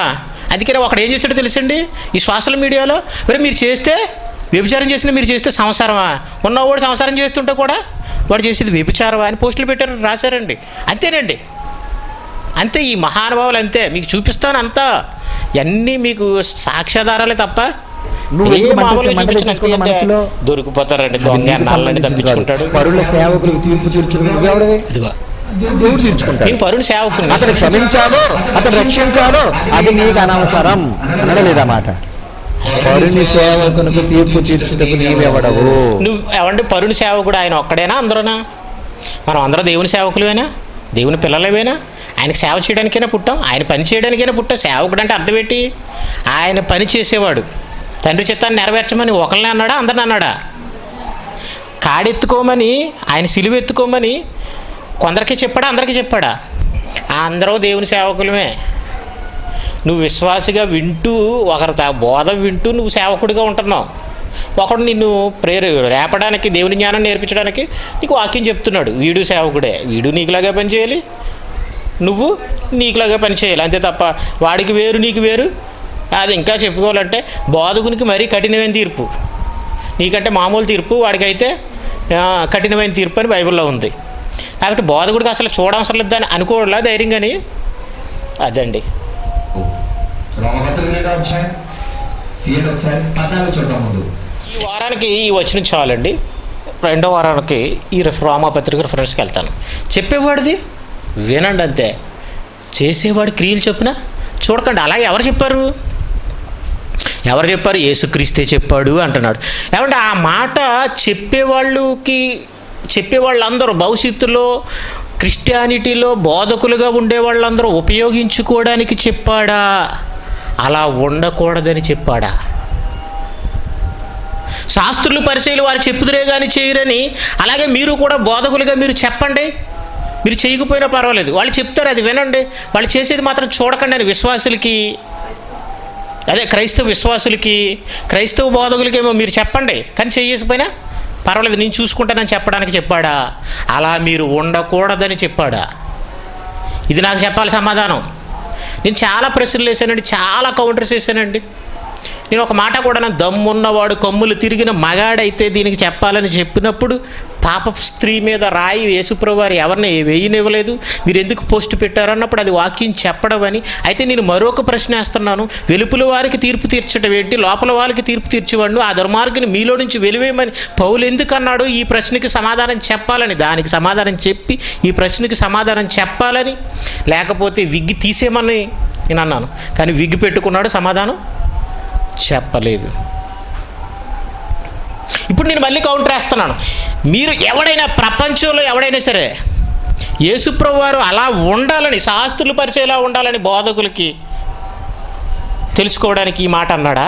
విశ్వాసులు కూడా ఈయన చెప్తున్నట్టే క్రైస్తవ బోధకుని స్వీకరించాలని అనడానికి ఉన్నాడా? వాళ్ళకి అలా ఉండొద్దనడానికి అన్నాడా? ఈ మాట చెప్పండి. అలా ఉంటారు, ఒకనాడు ఇలా ఉన్నారు, భవిష్యత్తులో మీరు ఇలా ఉండకండి, ఇలా మారిపోకండి అని చెప్పడానికి రాయించాడు తప్ప అలా ఉండి దీన్ని సపోర్ట్గా వాడుకోవడానికి రాయించాడు. అయితే వాడు దుర్మార్గుడని వాడి నోటితో వాడు చెప్పుకుంటలేదు. మీరు ఆలోచించరా? ఇలాంటి దుర్మార్గుల దగ్గర ఎలా ఉంటున్నారు వీళ్ళు? ఏం పోయేగాలో? వాడే పరలోకం తీసుకెళ్ళేది మిమ్మల్ని. వీళ్ళు ప్రవేశించే వారిని ప్రవేశించరు. ఈ దొంగ ఎదవలే, ఇగో ఆ శాస్త్రులు పరిచయలే. మరి వాళ్ళు సపోర్ట్గా తీసుకుంటున్నాం. వీడు కూడా వాళ్ళకి లాగేవాడు కదా, వాడు ప్రవేశించేవాడిని తెలుసుకోండి. యేసుక్రీస్తు అన్న మాటని తనకు సపోర్ట్గా తీసుకుంటున్నాడంటే ఈ మాట కూడా తన సపోర్ట్గా తీసుకోవాలి. వారు ప్రవేశించే వారిని ప్రవేశింపనియ్యరు. ఈ ఒక్క మాట చాలండి, ఈ కౌంటర్ చాలండి. బైబిల్ వరకు నేను వెళ్ళిపోవసరం లేదు. వాళ్ళు చెప్పే వాటిని అన్నిటిని అనుసరించుకోండి. వాళ్ళు కరెక్టే చెప్తారా? ఎవరికి సర్టిఫికేట్ ఇచ్చేస్తున్నా? శాస్త్రుల పరిచయాలు కరెక్టే చెప్పారా? వాక్యం చెప్పి ప్రతి ఒక్కడు కరెక్టే చెప్తాడా? అలాగైతే నీ విషయంలో, నీ ప్రపంచంలో ఉన్న డినామినేషన్ అందరి విషయంలో కూడా వాళ్ళు కరెక్టే చెప్తారండి. వాళ్ళు చెప్పేదంతా తీసేసుకోవాలా? ఏం చదివారు? ఏ బడిలో చదివా? ఎవడు నేర్పించాడు నీకు వాక్యం? చెప్పాను కదా, వీళ్ళు బాబు దగ్గరే నేర్చుకున్నాడు. అక్కడ ఏమంటుందో తెలిసాడు బైబిల్లో? వాళ్ళు చెప్పేది ఖచ్చితంగా వినమని ఎక్కడ లేదు.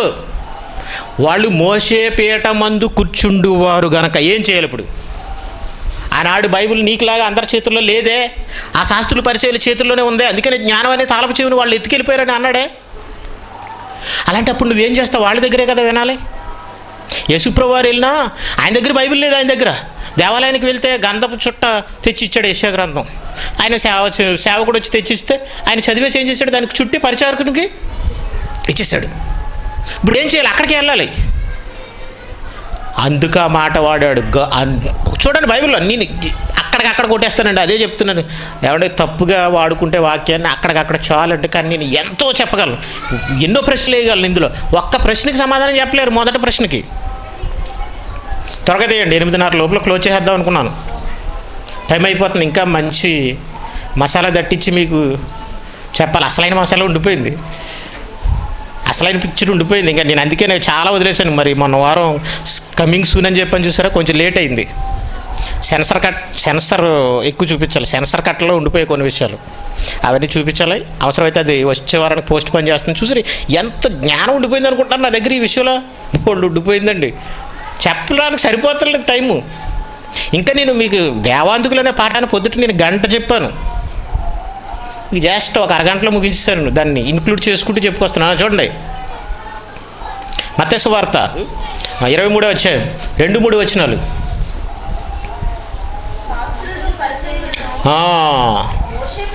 శాస్త్రులు పరిచయులు వాళ్ళు ఏంటనుకుంటున్నారు? వాళ్ళకి ఒక పీఠం దక్కేసింది. ఏ పీఠం? మోషే పీఠం. అంటే ధర్మశాస్త్రాన్ని పట్టుకుని బోధించే అధికారులుగా వాళ్ళు ఏం చేశారు? ఉన్నారు. గనుక లేకపోతే మోషే పీఠ మందు కూర్చొని వాళ్ళు అయితే వాళ్ళ దగ్గర వినాల్సిన పనే ఉందండి. కూర్చుని వారు గనుక మీతో చెప్పు వాటినన్నిటిని వినండి అని అన్నాడు. ఏంటండి వాళ్ళు మంచి చెప్తారని సర్టిఫికేట్ ఇచ్చాడు. ఎవడు చెప్పాడండి?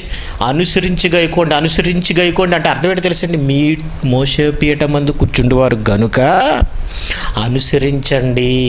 ఏంటి అనుసరించాలి? ఆ వాక్యాన్ని అనుసరించాలంటే ప్రాథమికంగా దాన్ని అవలంబించాలంటే ప్రాథమికంగా నువ్వేం చేయాలో తెలుసా? అలాగున్నవో లేవో చూసుకోవాలి. ఏమి వినుచున్నారో జాగ్రత్తగా చూసుకోండి అన్నాడు యేసుప్రభు వారు.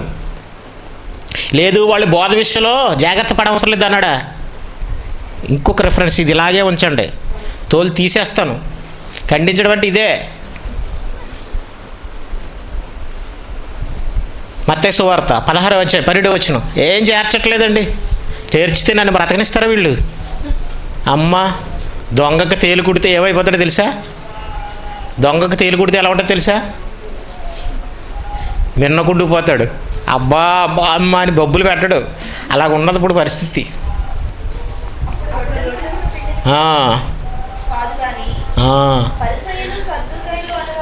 బోధను గురించే జాగ్రత్త పడండి. వాళ్ళు పులిసిన పిండి లాంటి బోధ వాళ్ళది. ఎందుకంటే మొత్తం పిండిని అంతటిని, పరిశుద్ధమైన పిండిని కూడా వాళ్ళు ఏం చేసేస్తారు? పులిసి చేసేస్తారు. వాళ్ళు చిన్నది చాలండి పులిసి చేసేయడానికి.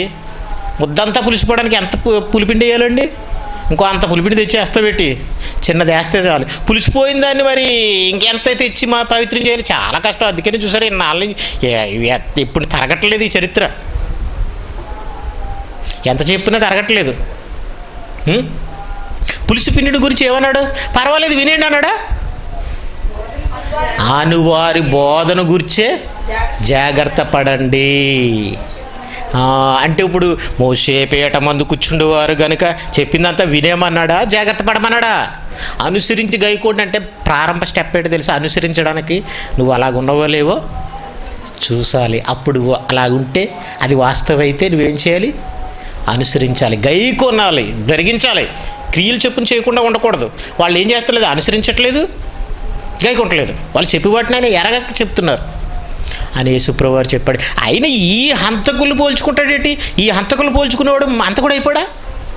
ఈ హంతకుల్ని, దేవాంతకుల్ని, యేసుక్రీస్తుని సిలువేసిన ఈ హంతకుల్ని సపోర్ట్గా పోల్చుకుంటున్నాడంటే వాళ్ళకి లాంటి నేను వాళ్ళకిలాగే బోధిస్తాను, మీరు కూడా నా వాళ్ళకిలాగే నన్ను స్వీకరించండి, నా చెప్పేది వినండి తప్ప నేను చేసేది చూడకుండా అంటే వీడి దేవాంతకుడు అవడా?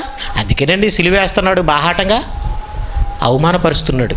అందుకనే దేవాంతకుడుగా మారిపోయాడు. ఇలాంటి వాళ్ళు ఏంటనుకుంటున్నారు? దేవాంతకులు, పరమ దేవాంతకులు. పరమ దేవాంతకులు. ఎందుకంటే వీళ్ళు ప్రవేశించే వారిని ప్రవేశించరు. అంత దౌర్భాగ్యులు వీళ్ళు. ఇంకా మీరు చెప్పమంటారా? ఇంకా బైబిల్లో చూడండి, శాస్త్రులు పరిచయంలో ఉండమన్నాడు. నువ్వు యేసుక్రీస్తు శిష్యుడివా, పరిచయలు శిష్యుడివా? దీని గురించి చెప్పాలంటే గంట చెప్పాలి, కానీ చకచక పాయింట్స్ చెప్తాను, రాసుకోండి. మత్తయి సువార్త 5:20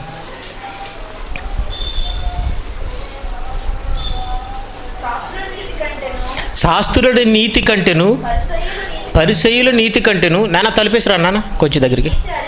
మీ నీతి అధికము కాని ఎడల మీరు పరలోకమందు ప్రవేశింపరని మీతో నిశ్చయంగా చెప్పుచున్నాను. మీరు నా శిష్యులు. మీ నీతి ఎలా ఉండాలో తెలుసా? శాస్త్రుల నీతి కంటేను పరిసయ్యుల నీతి కంటేను మీ నీతి ఎలా ఉండాలో తెలుసా? అధికంగా ఉండాలి. వాళ్ళకిలాగే ఉంటే నువ్వు పరలోకం వెళ్తావా? వెళ్ళవన్నాడా? ఆ మాట ఎవరికి చెప్పాడు అనుకుంటున్నారు? ఆనాటి అపోస్తులకి చెప్పాడు. మరి నీకు సంగతి ఏంటా మాట? శాస్త్రుల నీతి కంటే పరిచయుల నీతి కంటే నీ నీతి అధికం కావాలని. చూసారా, ఇన్ని మాటలు తెలియకుండా ఈ మాటని తనకు వాడుకుంటున్నాడే సపోర్ట్గా.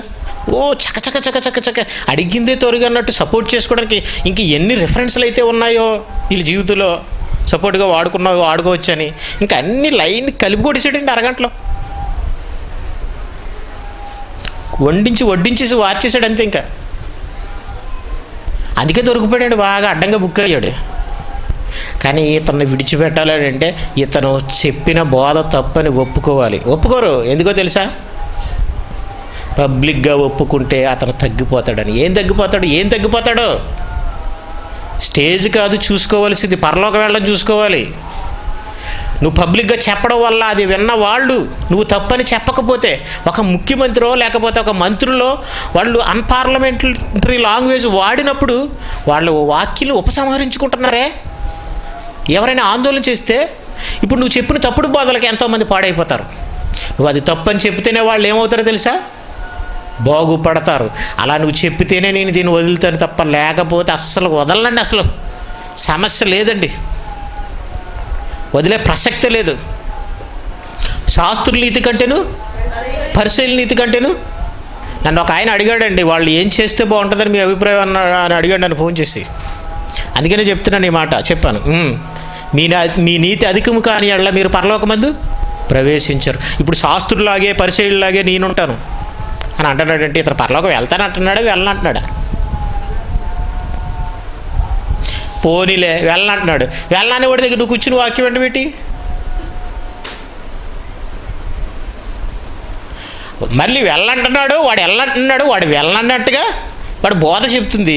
కానీ నా దగ్గర ఉంటే మీరు పరలోకం వెళ్తారు, నా దగ్గర లేకపోతే పరలోకం వెళ్ళంటారు. ఇప్పుడు అతని దగ్గర ఉంటే నరకానికి వెళ్ళిపోతారా, పరలోకానికి వెళ్తారా? ఇది నేను చెప్తున్నానా, బైబిల్ చెప్తుందా? మౌనంగానే అతను ఇండైరెక్ట్గా అదే చెప్పుకుంటున్నాడు.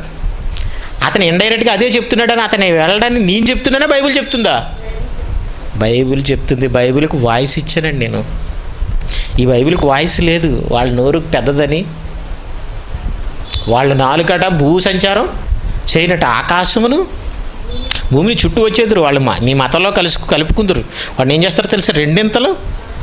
ఆడు ఒకటో తరగతి నరకపోతుడు అంటే వాక్యం తెలియని నరకపోతుడు అయితే నువ్వేం చేస్తున్నావు? వాక్యం తెలిసి మళ్ళీ ఏం చేస్తున్నావు? పాపం చేస్తున్నావు. వాక్యాన్ని అవలంబించకుండా చేసి రెండింతలు నరకపోతుని చేస్తున్నావు. అలాంటి వాడిని ఎవడు మార్చలేడు. డాక్టరే బ్రాందీ తాగుతున్నాడు అనుకోండి, ఆయన ఎవడు మారుస్తాడు? పక్కన ఎవడు చెప్తాడు ఆరోగ్యం దెబ్బతింటుందని? పర్వాలేదు, ప్లగ్ చేయొచ్చు, తర్వాత ఇది చేయొచ్చు, అది చేయొచ్చు అంటాడు. అని ఎవడో మార్చలేడు అసలు. చూసారండి, మీకు అర్థమైపోయిందండి. క్రియలు చెప్పుని చూడు. యేసుప్రభువారు నీ క్రియలు వద్దురా చెప్తే ఇతను ఏమని బోధ చేస్తున్నాడట తెలుసండి? వాక్యం నేర్చుకోండి అంతే చాలు. వాక్యం పిల్లలు చెప్పిందండి. పిల్లలు విన్నది. ఆడపిల్లల్ని ట్రాప్ చేశారని చెప్తున్న పిల్లలు ఉన్నారు చూసారా, వాళ్ళు చెప్తున్నది ఏంటంటే వాక్యం చెప్తే చాలు, మనం ఇంకేమి క్యారెక్టర్ ఏవి దేవుడు చూడ్డు, నేర్చుకోండి అంటున్నాడట. క్రియలు చూడండి. క్రియలు చూడండి దేవుడు. అలాంటి నువ్వు దేవుని దృష్టిలో ఎవరో తెలుసా? శవానివి. చూడండి, యాకోబు రాసిన పత్రిక. ఏడు బాగుంది కదండి, ఇది బాగుంది కదండి. వీరుల్లో వాక్యం చెప్పడం బాగుంది కదండి. మైక్ ఇలా పట్టుకుని బట్టేసి రామారావు గారికి ఇచ్చినా, ఎన్టీ రామారావు గారికి ఇచ్చినా చించేస్తాడు ఆయన. దానవీర సూరకర్ణలో డైలాగ్ ఏమంటివి పాంచాలి పంచ భర్తుత. ఏంటంటే ఎంత మాట అని క్షత్రియ పరీక్ష కానీ క్షేత్ర పరీక్షే కాదే అంటాడే. ఏదో డైలాగ్ ఉందండి. చించి కొట్టేస్తాడు. అలాంటి వాడికి బైబిల్ ఇచ్చామనుకో బట్టి పడేసి కొట్టాడు, చించి కొట్టేస్తాడు. సంస్కృతం మాట్లాడేసినట్టు ఎంత అనర్గళంగా మాట్లాడేస్తాడు. అలాగా ప్రిపేర్ అయిపోయి ఇలా చేసేసి అలవాటు అయిపోయింది. ఇంకా తొడగొట్టడం, మీసం మెలేడు, దమ్ముండే రారా అనడం, మాట్లాడేలేవా చాలా ఆ పరలోకానికి. అది క్రియలు వద్దా? యాకోబు రాసిన పత్రిక 2వ అధ్యాయం 26వ వచనం.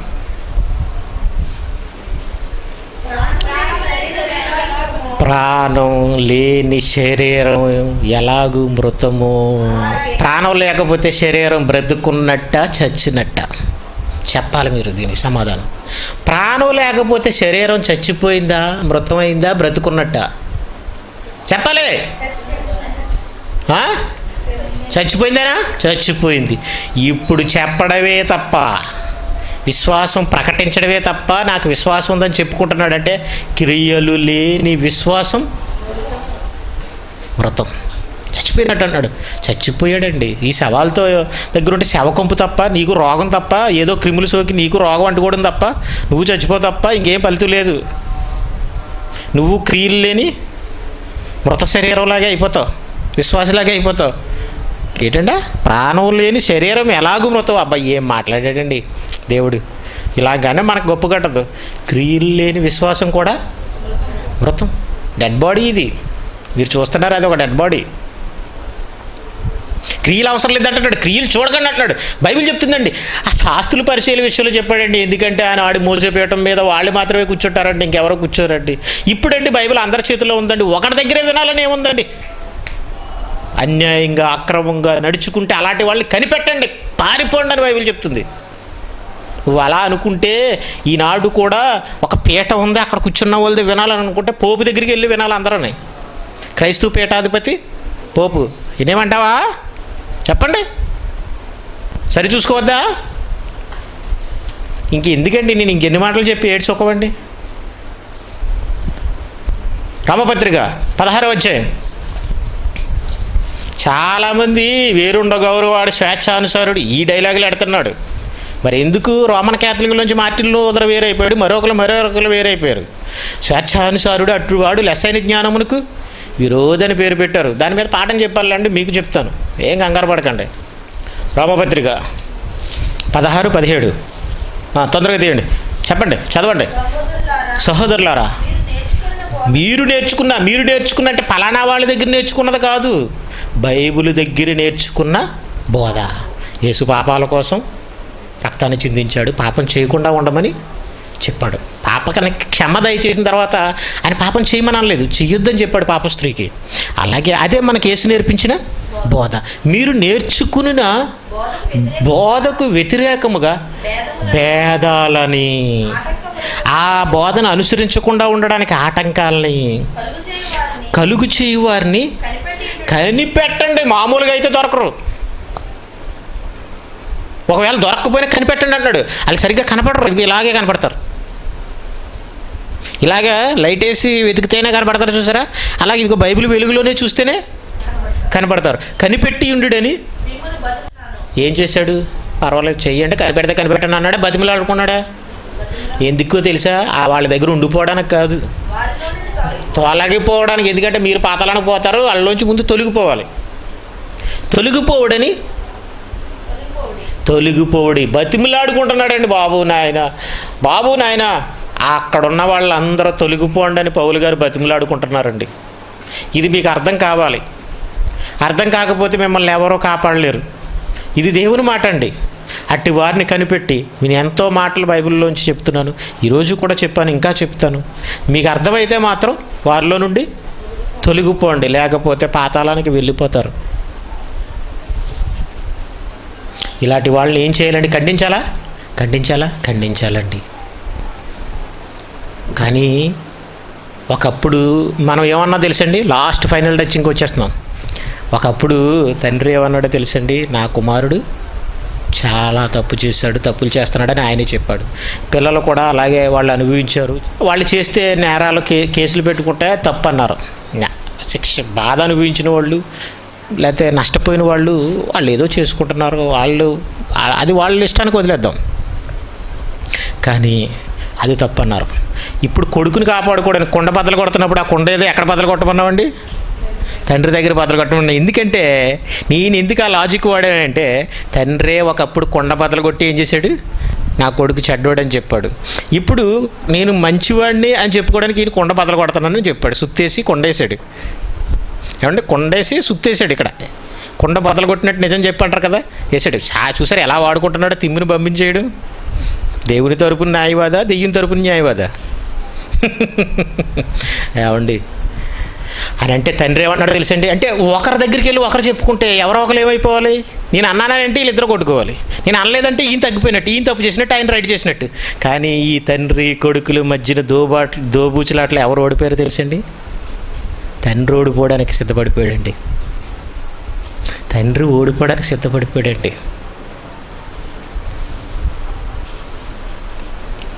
ఏదో ఒకటి చెయ్యాలి, లాక్ వేయాలి. అసలు దీన్ని టచ్ చేయరేమో అనుకున్నాను, టచ్ చేశారండి. కొండ బద్దలు కొట్టిన ఆయన ఒకప్పుడు, ఈయన కొండ బద్దలు కొట్టిన తర్వాత తండ్రి సైలెంట్ అయిపోయాడు, ఒప్పించుకున్నాడు నేనే తప్పు చేశాను అనేసి. ఎందుకో తెలుసా? నాది పోయే కాలం, నా కొడుకుది ఉండే కాలం. నేను ఇంతకాలం బాగానే అనుభవించాను, నా కొడుకు కూడా బాగానే అనుభవించాలి. ఒక కథ ఉందండి. ప్రేమికురాలు కోసం అట ప్రేమికుడు ఏం చేస్తున్నాడంటే తల్లి గుండు పట్టుకెళ్తున్నాడట. పట్టుకెళ్తుంటుంటే మధ్యలో పడిపోయాడట మనోడు. పడిపోతే నాయన జాగ్రత్తగా చూసుకుని నడువు నాయన అందట. తల్లి గుండె మాట్లాడిందట. అంటే తల్లి ప్రేమ అలాంటిదే అని అంటారు. ఈ తండ్రి ఏం చేశాడనంటే, ఎంతమందిని పాడు చేసేసినా పర్వాలేదు, నా కొడుకు భవిష్యత్తు మాత్రం బాగోవాలి. ఏ భవిష్యత్తు బాగోవాలి? వాళ్ళు ఏ భవిష్యత్తు బాగోవాలి అనుకుంటున్నారో తెలుసా? ఇలా వాక్యం చెప్పుకుంటూ డబ్బు సంపాదించి సకల సుఖభోగాలతో తులతోగనాడాలి అనే భవిష్యత్తు బాగోవాలని ఆలోచిస్తున్నారు. నాకు మళ్ళీ ఒకడే ఉన్నాడు, అతను బ్రతుకు పాడు చేసేస్తారని మెసేజ్ పెట్టాడండి మాట్లాడి. ఏ బ్రతుకు పాడు చేసేస్తున్నావు? బాగు చేస్తున్నావు. బతకడానికి బైబిల్ పెట్టుకున్నావా? నువ్వు చెడ్డోడు అని అంటే, నువ్వు తప్పు చేసిన బోధ తప్పు అని అంటే నువ్వు మార్చుకుంటే నేను స్వీకరించరా క్రైస్తవులు? నేను ఇది తప్పు చెప్పానని చెప్పినామంటే నాకంటే ఎక్కువగా మీరు అతన్ని స్వీకరిస్తారు. అలాంటి వాళ్ళదండి క్రైస్తవుని మనసు. బ్రతుకు పాడు చేసేస్తున్నావా? ఒప్పుకుంటే దేవుడి దగ్గర ఒప్పుకుంటే తప్పే ఉందండి. తప్పు చేసిన తర్వాత దేవుని వాక్యం దగ్గర బహిరంగంగా సరిచేసుకుంటే ఏముందండి? బ్రతుకుండదా? ఎందుకు బ్రతుకుండదు? ప్రేమించే వాళ్ళు ఉంటారండి. చెయ్యండి. తాను తగ్గించుకున్నవాడిని దేవుడు హెచ్చిస్తాడు. అదే తప్ప సరి చేసుకుని హెచ్చించుకోవాలని అనుకుంటున్నారా? దేవుడు పట్టిస్తాడు. అందుకనే వీళ్ళ అవివేకం అందరి ఎదుట తేటపడును, వీరిక ముందుకు సాగర్ అన్నాడు దేవుడు. ఇప్పుడు చూపిస్తానండి మీకు. ఈయన ఇలా చెప్పాడా?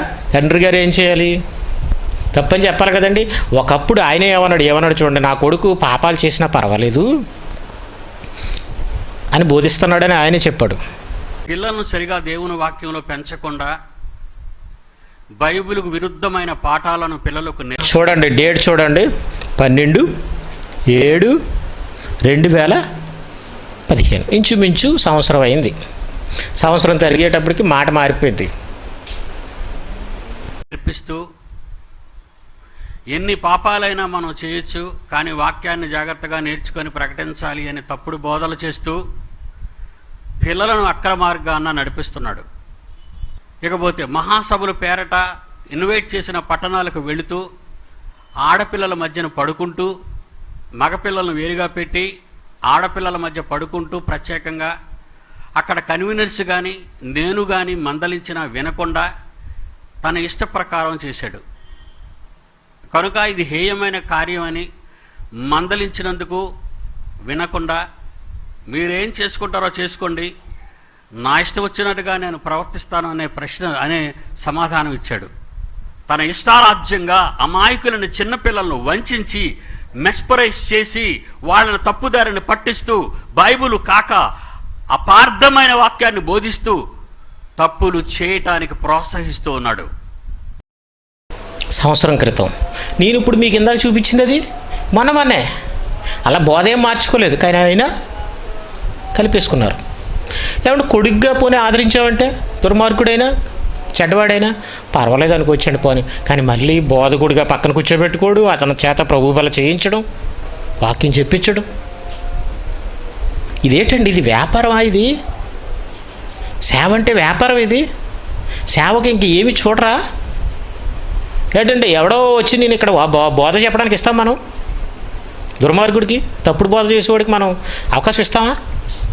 చెప్పండి, ఇవ్వచ్చా?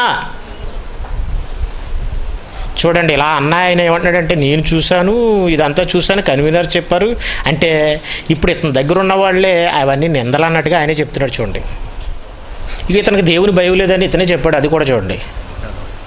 ఒక పక్క కొడుకు 4 ఏళ్లగా ఈ కుట్ర పన్నుతున్నాడన్న సంగతి నాకు తెలిసి ఎలాగైతే నిమ్మక నీరెత్తకుండా ఊరుకున్నానో, నా చుట్టూ ఉన్న వాళ్ళందరూ కూడా మీరు తొందరపడి ఏ ప్రకటన చేసినా మన యూనివర్సిటీ దెబ్బతింటుందని చెప్పి ఆ తప్పుడు మాటలు. యూనివర్సిటీ అంటే దీనికి రాబడి తగ్గిపోద్ది, కానీ అందరూ గద్దించారంట. అప్పుడు చెప్పేశాడట. నా కొడుకు విషయం, నా చుట్టూ ఉన్నవాళ్ళు కూడా నన్ను దారి మళ్లించారు. నా చుట్టూ ఉన్నవారు నాకు తప్పుడు సలహాలు ఇచ్చారు. మీరు తొందరపడకి ఏదైనా చెప్పొద్దని దారి మళ్లించారట. ఏమని చెప్పొద్దని దారి మళ్లించారంటే ఈయన చెప్పేశాడట. ఇప్పుడు మరి ఎవరు దారి మళ్లించారు? నా కొడుకు చెడ్డవాడు కాదని చెప్పడానికి,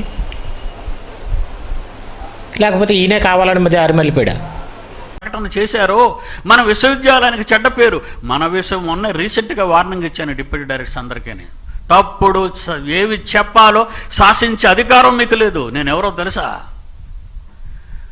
నేను అనుకున్నది చెప్పి తీరాలి. ఇక ముందు నా నోరు నొక్కడానికి ప్రయత్నించకండి. సైలెంట్. మీరెవరు మీ చెత్త అడ్వైజర్లకు ఇవ్వనవసరం లేదన్నాను. తండ్రికి వాడి మీద నమ్మకం ఉందా? లేదు. ఎందుకు నమ్మకం లేదు? తండ్రికి వాడి మీద నమ్మకం ఉందా? తండ్రికి ఎందుకు నమ్మకం లేదు? ఏ తండ్రి మీద నమ్మకం లేదు అంటాడు అనుకుంటున్నారు? దేవుడైన తండ్రి మీద నమ్మకం లేదు అంటున్నాడు. కన్న తండ్రిని బయటికి గంటాలనుకునే వాడి మీద దేవుని నమ్మకం ఎలా ఉంటుంది? కన్న తండ్రి చెప్తున్నాడు అతనికి దేవుని మీద నమ్మకం లేదని. వీళ్ళు చేసే చేష్టలు, వీళ్ళు చెప్పే బోధలు చేస్తే వీళ్ళు దేవుడి మీద నమ్మకం ఉందా అనే అనుమానం నాకు వస్తుందండి. మరి నమ్మకం లేకపోతే ఎందుకు పనిచేస్తున్నారు? ఈజీ అండి. ఏసీ లాడ్జిల్లో, 5 స్టార్ హోటల్లో, షూట్ రూమ్లో లగ్జరీ లైఫ్లో ఇదిగో వాకింగ్ చెప్పడానికి వెళ్ళి అమ్మాయిల మధ్యన పడుకుంటూ, ఈయన ఏంది ఒక్కు తినలేదు. ఈయన కూడా కొంతమందిని లేడీస్ని పెట్టుకుని ఎక్కడికి వచ్చినా ఈయన పరిచారకులట. ఒక రాజమండ్రి వెళ్ళాను నేను ఒకసారి కలడానికి, ఇతని రూమ్లో పరిచారకులు ఉన్నారు. చూశాను నేను, ఆ రూమ్లోంచి వస్తున్నారు. అందరూ ఒక రూమ్లో ఉన్నారు, వీళ్ళు ఒక రూమ్లో ఉన్నారు. ఎందుకంటే ఇదిగోండి అప్పుడు ఏమన్నాడు తెలుసంటే, తీర్పు తీరుస్తున్నాను, ఈ నరకం వెళ్ళిపోతాడు. ఈ సంఘం సార్వత్రిక సంఘము శిక్షను ఈ మాటలన్నిటికీ నన్ను వ్యతిరేకిస్తా, తీర్పు ఇవ్వబోతున్నాం సంఘంగా.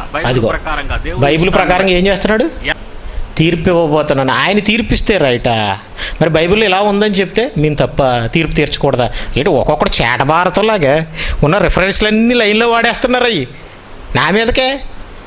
మరి ఈయన మీదకు ఎందుకు వాడలేదు? అయ్యగారు మరి ఏమన్నంటే దందా సాగిపోదు, దుకాణం మూతపడిపోద్ది. ఇప్పుడు మరి ఎందుకు నా మీదకి వస్తున్నారు? నా మీదకి వస్తే మళ్ళీ దుకాణం బాగుంటుంది. ఎప్పుడు దుకాణం బాగోవడం చూసుకోవడం తప్ప దేవుడి కోసం ఎప్పుడు ఎవడో ఆలోచించడు. ఎందుకంటే ఇప్పుడు నేను చెప్తుంటుంటే మరి ఆ దుకాణంలో ఉన్న వాళ్ళందరూ వెళ్ళిపోతారు కదండి, ఇలాంటి వాళ్ళ దగ్గర మనం వాక్యం వింటున్నామని వెళ్ళిపోతారు అనేసి మళ్ళీ నా మీదకి వస్తారు. అప్పుడు అతని మీదకి వెళ్ళలేదు. అంటే దుకాణం గొడవే తప్ప దేవుని గొడవ మాత్రం లేదు. ఇది దీనికి సమాధానం చెప్పాలంటే ప్రపంచంలో ఎవడని నన్ను అనేవాడు ముందు ఆడిని అనాలి. అన్నారా?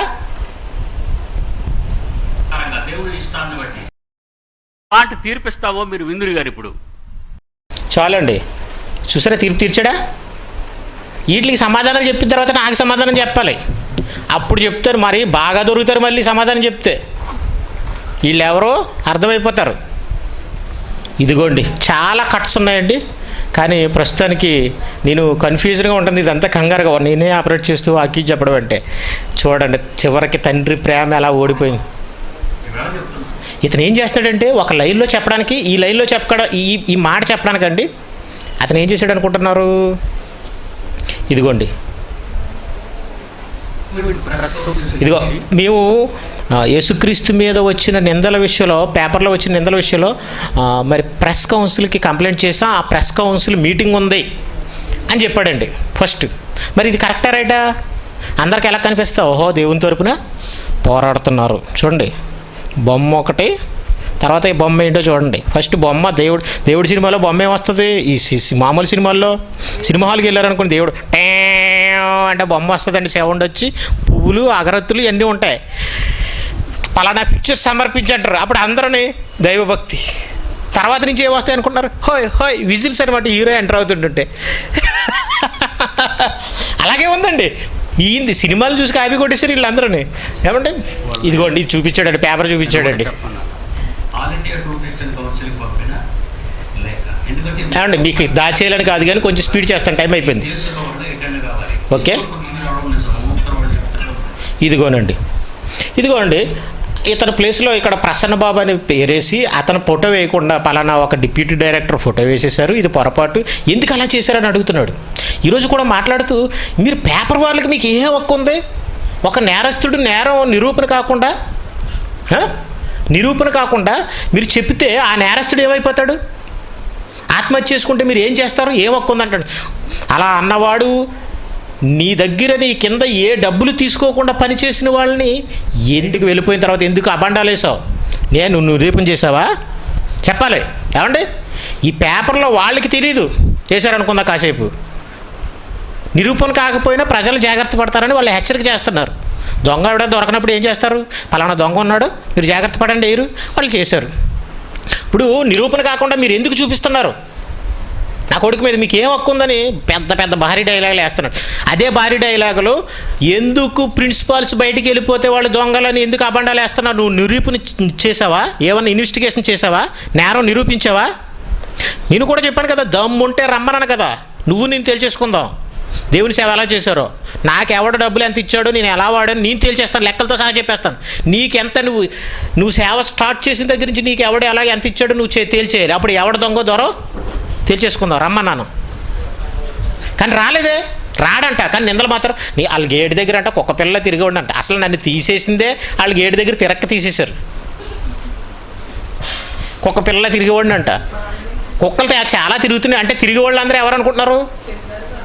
ఆ సెమినార్కి రాలేదనే తీసేశారు. అసలు నేను రాననే తెలిసి వాళ్ళకి కుక్క పిల్ల తిరిగి అసలు వైజాగ్లో ఉన్న వాళ్ళకి నేను ఎవరినో తెలియదండి. ఇప్పుడు చెప్తున్నారు కాకినాడలో పలానా అబ్రహాం గారు ఉన్నారా అంటే మీరా అని. ఇప్పుడు మిమ్మల్ని ఇప్పుడే చూస్తున్నామండి, ఇప్పుడే మీరు మాకు తెలుస్తున్నారని అన్నారు. వైజాగ్లో ఉన్న వాళ్ళకి కూడా కాకినాడ ప్రిన్సిపల్ నేనేం తెలియదండి. సామర్లకోటలో ఉన్నాయన్నీ కాకినాడ ప్రిన్సిపల్ అనుకునేవారు. మరి నన్ను అంటున్నాడు గేటు పిల్లల దగ్గర అంటే కుక్క పిల్ల తిరిగేవాడిని అంట. ఇప్పుడు కుక్క పిల్ల పోల్చేయడానికి ఇచ్చి నేను సెమినార్స్ కూడా ఎక్కువ అటెండ్ అవ్వలేదండి. సింగిల్ సిట్టింగ్ చేశానండి బీబీటీహెచ్. సింగిల్ సిట్టింగ్ కాకబెట్టి చేశాను. 10 రోజుల సెమినార్కి ఎక్కువగా అటెండ్ అవ్వడానికి నేను చూడలేదు, నాకు జ్ఞాపలేదు. కానీ మిడ్ ఎగ్జామ్ పెడతారు, అప్పుడే అటెండ్ అవ్వను. తెలుసా మీకు ఆ సంగతి? తర్వాత ఎంబీటీహెచ్ 2 years చేసేసిన తర్వాత మిడ్ ఎగ్జామ్ పెట్టేవారు. మధ్యలో కొన్ని రోజులు ఒకసారి ఏమో 10 days దానికి వెళ్ళాను, కానీ మధ్యలో వెళ్ళి ఎగ్జామ్ టైంలో వెళ్ళి మామూలుగా రిక్వెస్ట్ చేసి రాసేసాను. ఒకసారి ఏమో వైజాగ్ ఏమో మిడ్ ఎగ్జామ్కి వెళ్ళాను. ఎగ్జామ్ రాసే రోజున వెళ్ళి రాశాను ఎగ్జామ్. అంతే తప్ప ఎక్కడ తిరగలేదు నేను. ఇవేమో అబద్ధాలు కదండి, అబద్ధం ఆడవలసిన. నన్ను అంటున్నాడు గేట్ దగ్గర తిరుగుతున్నానంటే ఇల్లు కట్టేసుకున్నట్టే అందరినీ తరివేశానంట వాళ్ళు ఇచ్చిన డబ్బులతో. చూడండి రేకుల షెడ్ ఎవరి డబ్బులతో కట్టేశాను. ఇప్పటికి కూడా ఇంత దరిద్రమైన బతుకు అనిపిస్తున్నానంటే దేవుని పిల్లల కోసం చేయడం వల్లే నేను ఇంత దరిద్రంగా బతుకు అనిపిస్తున్నాను. ఈ రేగుల షెడ్లో ఉంటూ సరిగ్గా ఇల్లు కూడా సరిగా బాగోక మా లోపలికి వచ్చి గచ్చులు చూడండి పగిలిపోయి ఉంటాయి, గుంటలు పడిపోతున్నాయి గచ్చులే. నేను అలాగే ఉంటున్నాను, అడ్డానికి తగిలేస్తున్నాయి. నేను చేసిందేమో దేవుని పిల్లకాని సేవ చేశానండి. నాకు 45,000 ఇచ్చారండి ఇంత చేసినందుకు. 14 సంవత్సరాలకి సేవ చేశానండి. పని చేసుకుంటూ పని అమ్మేసి సేవ చేశానండి. నేను దోచేసుకున్నట్ట. నువ్వు చందా పెడతావు, కవర్లు పెడతావు, ఇక్కడ ఎవడు చందాలు పెట్టొద్దన్నావు అని ఏటేటా నీ దగ్గరికి పంపించి లేకపోతే నెలకి పంపించి వాళ్ళు డబ్బులు ఇస్తుంటే నువ్వు దోచుకున్నట్ట. పని ఒకటిది, కష్టం ఒకటిది, శ్రమ. దోచుకునేవాడు నువ్వు, దోపిడీ దొంగవు నువ్వు. అది నీకు అర్థం కావట్లేదు, నీకు తెలియట్లేదు. నువ్వు బొంకునా కానీ నిజం అబద్ధం అయిపోదు. తెలుసు పిల్లట కళ్ళు మూసుకుని పాలు తాగితే ఎవరో చూడలేదని కుక్కవని వదిలేస్తున్నారు అందరని. నీ నోట్లో నోరెట్టడం ఎందుకని కుళ్ళు కాలువలు అట్టడమని. కుళ్ళు కాలువలను ఎవడన్నా కదుపుతాడేటి, వాసన వస్తుందని కంపు కొడుతుందని నీ నోట్లో నోరెట్టడం ఎందుకని జడుస్తున్నారు. కానీ నేను దేవుడి కోసం వీరుడిలా నీ మీదకి దూకుతున్నాను. ఇదిగోండి ఈ లైన్లో వాళ్ళు చేసిన తప్పుని చూపిస్తున్నాడు. మళ్ళీ కుమారుడిని వేసిన ఫోటోలు లేవా? ఓకేనండి పోనండి. ఈ లైన్లో చూసారా సినిమా, ఫస్ట్ దేవుడి ఫోటో, తర్వాత ఇదిగో ఈ సినిమాలో పాత్రలు కేవలం కల్పితాలు తప్ప ఎవరిని ఉద్దేశించినవి కావు. ఎందుకంటే ఏదో ఒక కేసు వస్తుంది అనేసి ఇక చూపించాడండి. చూపించి అసలు సినిమా చూపిస్తున్నాడు.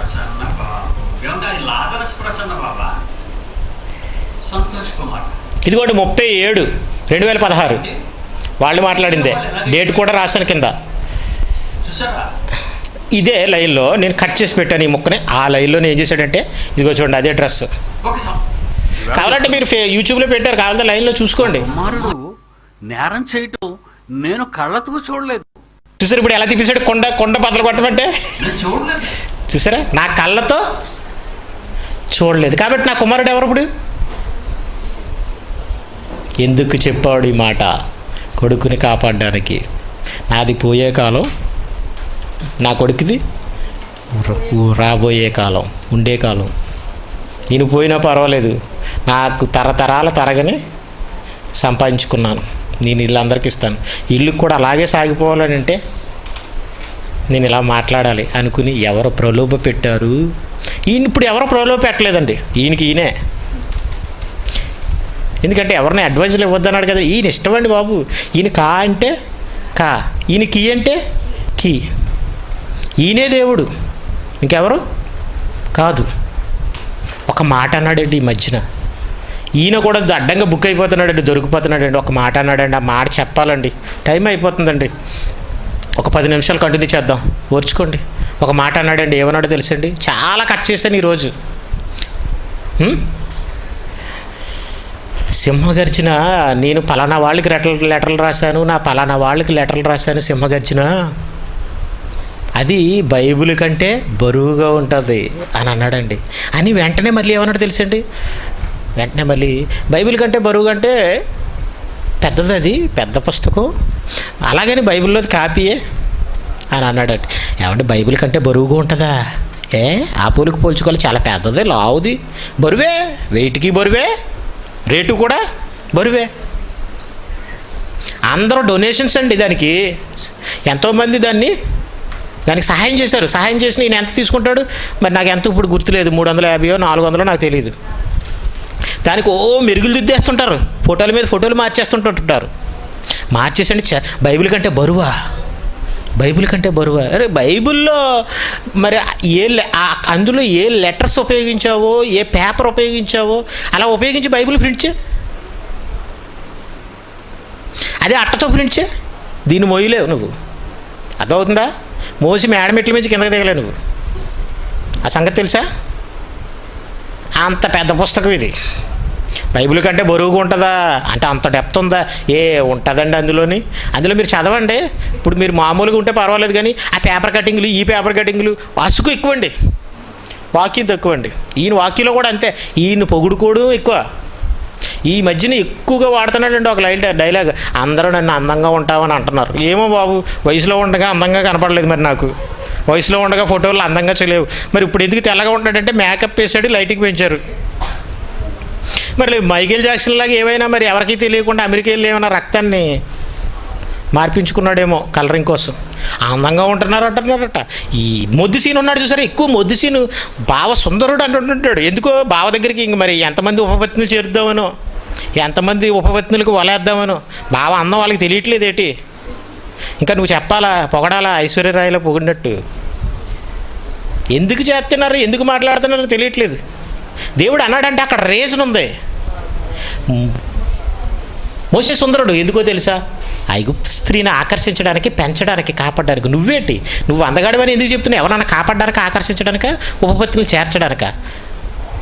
యోసేపు సుందరుడు, కానీ సుందరుడైనా క్యారెక్టర్ని చెడుపుకోలేదు. పోతిఫర్ భార్య రమ్మని కన్నేసినా కానీ విదుల్చుకుని వెళ్ళిపోయాడు. నిజంగా దేహానికి సుందరుడే, ఆత్మవిషయంలో కూడా సుందరుడివే. నువ్వు ఏమో బాబు మరి సుందరుడు అంట, మరి ఏ కిరీటం ఇవ్వాలి ఈయనకి? ఏ మిస్ యూనివర్స్ ఇవ్వాలి నాకు, కిరీటం ఇవ్వాలి నాకు? మిస్ మెన్స్ కిరీటం ఏదో ఉంది కదండి, ఆ కిరీటం వాడు ఇచ్చిపాడేయండి, తగులుతాడు పెట్టుకుని. ఆ పేరులోనే నా తల్లిదండ్రులు అంటే పేరులోనే సుందరుడు. ఆయనేమో దేవసుందరుడు అని పెట్టారు వాళ్ళు. ఆ దేవ తీసేసాడు ఈయన. దేవసుందరుడు అని అంటలేదు, సుందరుడిని అంటున్నాడు. సుందరుడిని నువ్వు దేవసుందరుడు అని పేరు మర్చిపోయాడు మళ్ళీని. పోలే, కరెక్టే చేస్తున్నారులే, కరెక్టే చెప్పుకుంటున్నారు. చూడండి, నా కొడుకు ఏమండి బైబిల్ కంటే గొప్పదా? మాటలు చెప్పాలండి, కొన్ని మాటలు చెప్పాలి. బైబిల్ కంటే గొప్పదా? బైబిల్లో ఒక మాట ఉందండి, తెస్సలోనికి రాసిన 2వ పత్రికలో 2వ అధ్యాయంలో ఒక మాట ఉంది, తీకండి. ఏది దేవుడు అనబడునో, ఏది పూజింపబడునో దాని అంతటిని ఎదిరించుచు. ఏది దేవుడండి? వాక్యమే దేవుడు. ఇది ఎంత ఉందండి దాని అంతటని. ఇది చాలా పెద్ద గ్రంథం అండి. ఈ ఆకాశం ఈ భూమి సరిపోదండి వివరించి రాసిన వాళ్ళ. నీకులాగా చెత్త అంతా తీసుకొచ్చి రాసినట్టుగా పోన్లు వివరించిందే రాశాడు అనుకోండి దేవుడు, అట్టి దాట్లకి భూలోకమైనను సరిపోదు. అంత పెద్ద గ్రంథం ఇది, నీకోసం షార్ట్ చేసి రాశాడు. కానీ దీన్నైనా కానీ నువ్వు అలా ప్రింట్ చేస్తే నీకంటే బరువుగా ఉంటుంది. నీ గ్రంథంలో మాటలు నీ సొంత మాటలు కాదు, బయట చెత్త అంతా మళ్ళీని. ఏమంటే దాని అంతటిని ఎదిరించచ్చు, దాని అంతటికి పైగా వాడు తాను హెచ్చించుకునిచ్చు. ఎవడ డైరెక్ట్గా నేను దేవుడి కంటే గొప్ప అంటాడండి ఇలాగ చెప్పడం కాకపోతే? అందుకనే మొదట భ్రష్టత్వం సంభవించి అందరికి అలా అనగానే చప్పట్లు కొట్టేస్తారండి, ఓ అనుకుంటారు. నిజమే, మీ డాడీ ప్రపంచాన్ని మిలీనియం మహనీయుల్ని మట్టి కరిసేసిన వాడు వీడు. 7 సముద్రాలు దాటి ఇంటి వెనకాల ఇంటి దగ్గర కాలువ దాటలేపోయాడట ఆడెవడో. అలాగా అక్కడంతా మిలిని మహల్ని మట్టి కరిపించి అక్కడికి వచ్చిన ఈ ఉప్పరగత్తులు ఏదో ఉంటారు కదండి, ఎవరో మరి ఆ బొంగుగోళ్ళతోటి తప్పులు చేసేవాళ్ళని ఏమనాలి, అదే అనాలి. అక్కడ ఆ కుల్లికాలం దగ్గర పడిపోయాడు. ఆ కుల్లికాలం దగ్గర పడిపోయాడు. 7 సముద్రాలు దాటి ఇంటి దగ్గర కుల్లికాలం ఉందంటే కలుకాలంలో పడిపోయాడు. అంతేనండి, ఇవన్నీ నిజాలండి. ఆయనకి బాగా గొప్ప కడతాయండి, అర్థం అవుతాయండి. నాకు ఇలాంటి రాలేదండి ఇంతకు ముందు. ఎందుకు అబ్రహాం బయటికి రాలేదండి అలా అనుకున్నారు ప్రజలు. టైంలో రప్పించాడండి దేవుడు, కరెక్ట్ టైంలో. మహాయుద్ధం, మహాసంగ్రహం, దేవుని తీర్పులు అమలయ్యే టైంలో అబ్రహామును బయటికి రప్పించాడు. ఇతను జయిశాను కాదండి, ఇంకో కొత్త పేరు పెడుతున్నాను. ఏది దేవుడు అనబడినో దాని అంతటిని ఎదిరిస్తున్నా, భ్రష్టత్వానికి ఆజ్యం పోస్తున్నా భ్రష్టశాలి. మీకు అర్థమవుతుందండి? జయశాలి కాదు, ఏంటనుకుంటున్నారు? భ్రష్టశాలి. దానికి రెఫరెన్స్లు ఉన్నాయి బైబిల్లో. జయశాలి అని చూపించుకోవడానికి ఆయన రెఫరెన్స్లు చూపిస్తాడు, నేను భ్రష్టశాలి అని చూపించడానికి రెఫరెన్స్లు చూపిస్తాను. ఎందుకంటే అందరినీ భ్రష్టత్వంలో ఉంచేస్తున్నాడు. మరి ఇక్కడి నుంచే కదండి ఆ బోధ ప్రారంభమైంది, కొడుకు బోధ. చూడండి, ఇంకా చూడండి. మన పేర్లు అదే చెప్పు, నేను చూడలేదు. అనేక మంది నాకు ఫోన్లు చేస్తున్నారు, అనేక మంది ఫేస్బుక్లో పెడుతున్నారు, అనేక మంది యూట్యూబ్లో పెడుతున్నారు. ఇలాగట. ఒక తండ్రికి కొడుకు పుడితే ఆ కొడుకును ప్రజలు పొగిడితే తండ్రి సంతోషిస్తాడు, గంతులేస్తాడు. కానీ ఆ తండ్రి కొడుకు నేరస్తుడైతే, సమాజానికి భారంగా ఉంటే ఆ కొడుకు పట్ల బాధపడతాడు. కనుక కొడుకు ఎప్పుడు గొప్పవాడవుతాడు?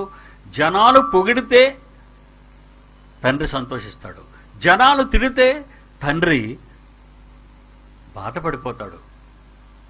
నేనే మాటైనా మీడియాలో పలికుంటే నేరం చేస్తున్నాడని ఈ ఫోటోషాపుల్లో, యూట్యూబుల్లో, ఫేస్బుక్లో వచ్చిన వాటి బాధపడ్డానే తప్ప, నా కొడుకు పాపం చేయటం ఇది న్యాయస్థానం అయితే, దేవుని న్యాయస్థానం అయితే, దేవుని ఆయన కొడుకు అంట వేరే ఒకరితో పడుకోడు, ఇతను చూడలేదట. పడుకోడు ఎవడో చూడలేండి.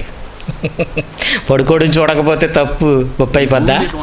మరి ఎందుకన్నా ముందు మరి చూడకుండా ఎందుకు చెప్పా? చూసారా, ఫోటోషాప్లోను ఫేస్బుక్లోను వచ్చిన దాన్ని బట్టి నేను ఎక్కడైనా మీడియాలో మాట్లాడానంటే ఆ ఒచ్చిడి వల్ల మాట్లాడాను తప్ప నేను మాత్రం కళ్ళతో చూడలేన్నాడు. ఈ ఫోటోషాపుల్లో ఎవరెవరో పెట్టినాయి, అవి పెట్టినవి కూడా ఆయన తండ్రి మాట్లాడినవే పెట్టారు. ఎవరెవరో ఫోన్లు అన్నాడు చూసారు, ఎవరెవరో చెప్పారు, ఫోన్లో చెప్పేసారు ఏదేదో అన్నట్టు. కమ్మ కట్టించాడా, సినిమా చూపించాడా? సినిమాకి నేను సినిమా చూపిస్తాను.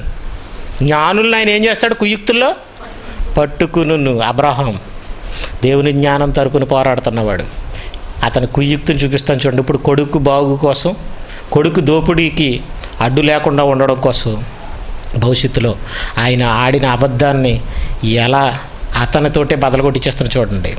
అతను దీనికి సమాధానం చెప్పాలి. ఒకడేమో తన కూతురు గర్భవతి అయిపోయింది,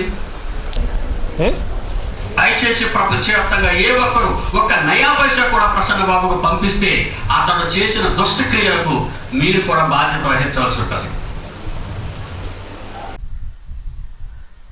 ఈ మాటలన్నీ చెబుతున్నప్పుడు సుమారు 3.5 సంవత్సరాలుగా డాడీగా నేను అంతఃపురంలో ఎంత బాధపడుతున్నానో, ఎంత మదన పడుతున్నానో, ఎంత దుఃఖపడుతున్నానో అనేది ఆలోచించగలరు గత 3.5 సంవత్సరాలుగా ఉన్న పాతవాళ్ళు. ఏం చెయ్యాలో చెయ్యలేక, ఏం చెప్పాలో చెప్పలేక,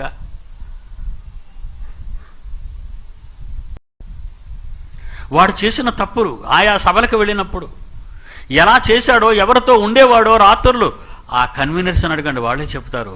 వాళ్ళ ఘోష. ఒక జైశాలి పిడి సుందర్రావు గారు కొడుకనే గౌరవించామే తప్ప ఇంత క్రూరంగా ప్రవర్తిస్తాడని మేము అనుకోలేదండి అని చెప్పినప్పుడు క్షమించమన్నానే తప్ప వెళ్ళగొట్టమని చెప్పలేదండి. ఈరోజు నెట్ ముందుకు వచ్చి లేదా యూట్యూబ్ ముందుకు వచ్చి చెబుతున్నాను అంటే నా ఆవేదన, నాలో ఉన్న విషప కుంభాన్ని కక్కేస్తున్నాను ఈరోజు మీ మధ్య, అగ్నిని కక్కేస్తున్నాను, అగ్ని గుండాన్ని బయటకు కక్కుతున్నాను మీ మధ్య. ఎవరండి ఇక మార్చగా? డాడీ మీకు ఒక విషయం నేను చెప్తున్నాను, లారీతో మీ కారును గుద్ది చంపాలని ప్రసన్నబాబు కుట్ర పన్నాడన్న మాట విన్నప్పుడే నా హృదయం అంతా ఆనాడే ఒకసారండి ఈయన కోళ్ళలో అప్పట్లో తప్పని సాక్ష్యం పలికింది నా కొడుకు, నాకు భర్త మంచోడని. కానీ ముందట ఈయన దగ్గరకు వచ్చి నా భర్త మంచోడు కాదని అందరికీ చెప్పేది, నాకు దగ్గర చెప్పేది కాపురం చేయనని వెళ్ళిపోయింది, ఇలాంటి పాడు పనులు చేస్తున్నాడని అన్న ఆవిడ కయ్యానికి లేచి అంతవరకు నా భర్త మంచోడు కాదు చెడ్డోడు, నా భర్త మంచోడు కాదు చెడ్డోడు, నా భర్త మంచోడు కాదు చెడ్డోడు అని భర్తను విడిచిపెట్టి ఇంటికి పోయింది, కన్నవారి ఇంటికి పోయింది. జాగ్రత్తగా ఇంటికి రప్పించి కూర్చోబెట్టినా సరే నా భర్త చర్చికి వచ్చినప్పుడల్లా ఎవరు వచ్చినా నా భర్త మంచోడు కాదు అని చెప్పుకునే ఆ వ్యక్తి మొట్టమొదట ఈ స్త్రీల సమావేశ అధ్యక్షురాలు చెయ్యి పట్టుకొని విరిచేసి తన అక్క కూతురు, తన కూతురు, తాను పిల్లలందరినీ రచ్చగొట్టి కొట్టి కింద నేలపడేశారండి వీళ్ళు. భర్తకి ఎంత గొప్ప విధేయురాలు. ఆశ్చర్యపోయినండి చూడగా నేను. అంటే నేరస్తుడిని సమర్థిస్తున్నావా?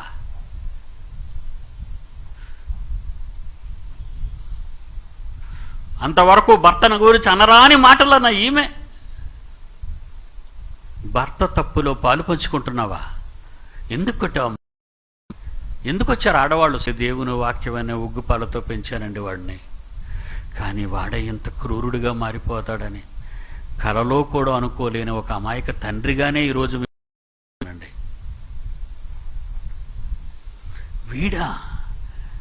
వీడా నన్ను చంపడానికి ప్రయత్నించింది. వీడా అధికార పీఠం నుంచి దించాలనుకుంటున్నది. వీడా ముసలివాడికి మతి చలించిందని ప్రజలను నమ్మించి, పేరెంట్స్ తల్లిదండ్రులు తప్పుడు మాటలు అబద్ధాలు చెప్పించి, చెప్పకపోతే ఎందరో కాటు వేయబడతారండి. చెప్పాలి, నేను 5 ఏళ్ళు ఉపయోగపడ్డానండి. ఎందరో జీవితాలు మసిగుడ్డలుగా మారిపోయి రోడ్డును పడ్డారండి. చూసారా, ఎందరో జీవితాలు అటు వీళ్ళ కొడుకు వల్ల ఏమైపోయి తెలుసా? ఫోన్లు చేశారు, ఫేస్బుక్లో పెట్టడం వాళ్ళు చెప్పానన్నాడు. కాదు, ఈయన సాక్ష్యంగా ఈయన చూశాడని. చూసారా, ఈయన తండ్రి దగ్గర కుండ బద్దలు కట్టమంటే తండ్రి ఓడిపోయాడు. ఇప్పుడు తండ్రి లొంగిపోయాడు, నేను చూడలేదనేసి సపోర్ట్ వచ్చాడు. కానీ దీనికి ఇతను సమాధానం చెప్పాలి. ఇప్పుడు ఊరుకుంటుందండి? పాపాన్ని సమర్థిస్తే, తప్పుని సమర్థిస్తే ఆ తప్పు మనల్ని పట్టుకోదు, పీకని అదే పట్టుకుంటుంది. ఇప్పుడు నేను చూపిస్తున్నాను చూడండి. అది కానీ వదలకూడదు అనుకున్నాను. మిమ్మల్ని 8:30 పంపించేద్దాం అనుకున్నాను. వాళ్ళకి తిరిగి పెళ్లిళ్ళు చేసింది నేనండి. ఇప్పుడు చెప్పండి, ఇప్పుడు చూడవసరం లేదండి. ఈయన గురించి అండి ఆయన ఒక భయంకరమైన మాట చెప్పాడండి. ఈయన ఒక మాట చెప్పాడండి, ఈయన గురించి ఒక మాట విన్నానండి నేను. ఈయన ఎవడండి? ఈయన బోధకుడు ఏంటండి బాబు? అబార్షన్ చట్టబద్ధం చేసేసారు అమెరికా, ఒబామా ఇలా అని తిడతాడు, కానీ కడుపు చేసిన వాళ్ళు కడుపు తీసేసుకోమని చెప్తాడు. ఎవరికైనా కడుపులో అయిపోతుంది, ఇదిగో కొడుకు ఏమన్నా చేస్తే వాళ్ళు కడుపులు తీయిస్తారనమాట. కడుపులు తీయించేమని చెప్తాడు, లేకపోతే వేరే వాళ్ళతో పెళ్ళిళ్ళు చేస్తారు. చేశానని నేనే చెప్తున్నాడు. అక్కడ బైబిల్ ప్రకారంగా తప్ప రైట్ చెప్పండి. కడుపులు తీయించేస్తావా? సలాం కొట్టాలండి. అక్కడ వింటున్న వాళ్ళకి నమస్కారం కొట్టాలి, ఈయనకి నమస్కారం. ఎందుకంటే పరమ మూర్ఖులు కదా వీళ్ళు, మామూలు మూర్ఖులు కాదు. చూడండి, వినండి, ఇది ఏమి కిట్టించిన ఏం కాదు. క్రూరుడండి, తండ్రినండి. నేను ఎందుకు అబద్ధం ఆడాలండి వాడి మీద? ప్రేమ చెప్పకపోతే ఎందరో కాటు వేయబడతారండి. ఒక్కళ్ళని ఇద్దరిని చేర్చలేదు కుర్రాడు. అక్కడికి వచ్చిన పిల్లలతో చాలా మందితో ఆడుకున్నాడట. నాకు అక్కడ వాళ్ళు కొంచెం దగ్గర వాళ్ళు చెప్పారు, బాబా వాళ్ళు వెనకాల తిరగడాలటండి. వాళ్ళ కూతురు వయసు ఉన్న పిల్లలు వెనకాల తిరిగివాడట పరిగెత్తుకుని. చాక్లెట్లు ఇవ్వడాలు, ఇవి ఇవ్వడమని, ఆ 5 స్టార్ చాక్లెట్లు ఇలాంటివి పెద్ద పెద్దవి. అది ఏమో అండి, అది తప్పు కోసం మరి దేనికోసం తెలియదు. చెప్పి బాగోతాలన్నమాట. బాబు చెప్తుంటే మరి నిజమా అబద్ధాన్ని నమ్మాలా? చెప్పాలి. ఎందరో 2, 3, 4, 5 లెక్కెంత? పేపర్లో, మీడియాలో వచ్చిన, TV5లో మీడియాలో వచ్చిన లెక్కెంత తెలుసండి? 20 అబోవ్. ఎంతటి రసికుడివో నీవు తెలుసులేని పాటేశారండి కుర్రాడి కోసం. బాబా ఏమి అంతమంది మీ పక్కల్లోకి ఎందుకు వచ్చేసారో తెలుసా? దేవుడి పేరు చెప్పి మీరు మోసం చేశారు కాబట్టి. చూడండి, నా మాట కాదు. ఇదిగోండి 12వ తారీఖు 7, 2015 వాళ్ళకి నేనే పెళ్లి చేశాను. పెళ్లి చేసింది నేనండి. అదిగో ఎంత నవ్వుతో చెప్తున్నాడు చూడండి. అబద్ధమా? అది తప్పుడు పనా నిజం పనా? ఆ వాడికి పెళ్లి చేసి పాడేయాలి. అదవుతుందండి. బయటికి పంట లేకపోతే బయటికి పంపించేయాలి. పెళ్ళి చేశాడు, మరి కొడుకు మీదకి వస్తుంది కదా, కొడుకు పే కట్టుకుంటుంది కదా, ఆస్తుల్లో వాటాలు వస్తారు కదా. ఏం చేశాడు? బయటికి పంపించాడు పెళ్ళిళ్ళు చేసి. ఎన్నో గొడ్డలు మసిగొడ్డలు చేస్తే ఆ మసిగొడ్డలు ఏం చేశాడు? ఉతికేసి మంచి గొడ్డలు అని చెప్పి పెళ్లి చేసాడు. ఇంకొకటి గంట కట్టేశాడు. కొడుకు ఇక ఎంగిల్ చేసిన పిల్లలు వీళ్ళు హోటల్లో నుండి టిఫిన్ భోజనం చేస్తారా? అరే తింటారా నాన్న తినంటాడు. అలా వీళ్ళు ఎంగిల్ చేసిన తర్వాత ఇంకొకరికి ఎంగిల్ చేసిన వాళ్ళని వీళ్ళు ఇంకొకరికి హ్యాపీగా పవిత్రమైన కన్నికలా అంటగట్టాడు. నా నోటితో అంటే నన్ను ఏమైనా బతకనిస్తారా దుర్మార్గులు? చెత్త కొట్టారు. ఏఐటీసీసీ మా ఇంటి మీదకి వచ్చేద్ది. ఏం చేద్దామని చూస్తున్నారండి ఉపపత్నిలో. మరి ఎవరంటున్నారో తెలియదు. ఎందుకు అతను అలా వదిలేస్తున్నారు? ఏం చేస్తారు? యోహాన్ని తలగొట్టించినట్టు కొట్టించామంటున్నారా? భయపడినండి. కొండను ఢీకొన్నప్పుడే అనుకున్నాను, యేసుప్రభువారు అన్నారు, శరీరాన్ని చంపేవారికి భయపడద్దన్నారు. ఆ మాటే నాకు ధైర్యం అండి. పోనీలేండి, కుక్కల బ్రతికి చచ్చిపోవడం కంటే దేవుడి కోసం సింహంలా నీతి కోసం పోరాడుతున్నాను. సింహం అంటే కేకలేయడం కాదు, బైబిల్లో సింహం అంటే నీతి కోసం పోరాడడం సింహం. అది నీతిమంతులు సింహంలే ధైర్యంగా ఉందురు. నువ్వేటి కేకలు అరడానిక, బొబ్బలు పెట్టడానిక, బోకరించడానిక, డబాయించడానిక సింహానివి? చూడండి, ఎందరో తండ్రి నేను ఎందుకు అబద్ధం చెప్తానండి అంటే ఎవడో చెప్పింది వదిలేండి. ఫేస్బుక్లోని ఇప్పుడు మార్చాడు కొండ. ఇప్పుడు ఇద్దరు పగలగొట్టుకోవాలి. మారిపోయి రోడ్డును పడ్డారండి. ఇప్పుడు ఎవరిని పగలగొట్టాలి చెప్పండి? ఇప్పుడు అదిగో చూసుకోండి. ఇప్పుడు మళ్ళీ ఓపిక పట్టి ఆ పిల్లల మీద లేనిపోని నిందలేసి ఆ పిల్లలే దొంగలు అన్నట్టుగా ఈ నా కొడుకు వీళ్ళేదో ప్రేమ అంట. వీళ్ళు ఆ ఎస్పీకి ఎలా చెప్తారంట, ఆ యూనివర్సిటీలో ఇద్దరు పిల్లలు ఎవరో ప్రేమించుకున్నారంట, ఈయన బుద్ధి చెప్పాడంట, గద్దించాడంట. గద్దిస్తే వాళ్ళందరూ తిరగబడిపోయారట. నన్ను ఎవరు ఏం చేయలేదు, ఆకాశం మట్టికి వెళ్ళిపోయిన ఈ సంఘాన్ని కూల్చేద్దామని చూస్తున్నారా అని అంటున్నాడండి. ఆకాశం మట్టికి ఎదిగిపోయిందట. ఆకాశం మట్టికి ఏంటండి ఆ కంపారిజను? ఈ కంపారిజన్ బైబిల్లో చూస్తే ఆకాశం మట్టుకు హెచ్చింపబడిదివా అనుకుందువా, నీవు నేల మట్టుకు నరకబడిదువు అన్నాడు. ఇదిగో అడ్డు ఆపు లేకుండా తప్పుడు పనులు చేస్తూ అడ్డొచ్చిన వాళ్ళని హంతకులుగా, దోషులుగా, దొంగలుగా ప్రజల మధ్య చూపిస్తూ మీ పబ్బాలను గడుపుకుంటూ అమాయకులను మోసం పుచ్చుకుంటూ, ఇదిగో దేవుడి ఫోటో సినిమాల్లో ముందు చూపించినట్టు దేవుడి పనిని చూపించుకుంటూ దోపిడీ చేస్తూ సుభోజనం చేస్తున్నామే. మిమ్మల్ని మీరు నిర్భయంగా పోషించుకుంటున్నారే.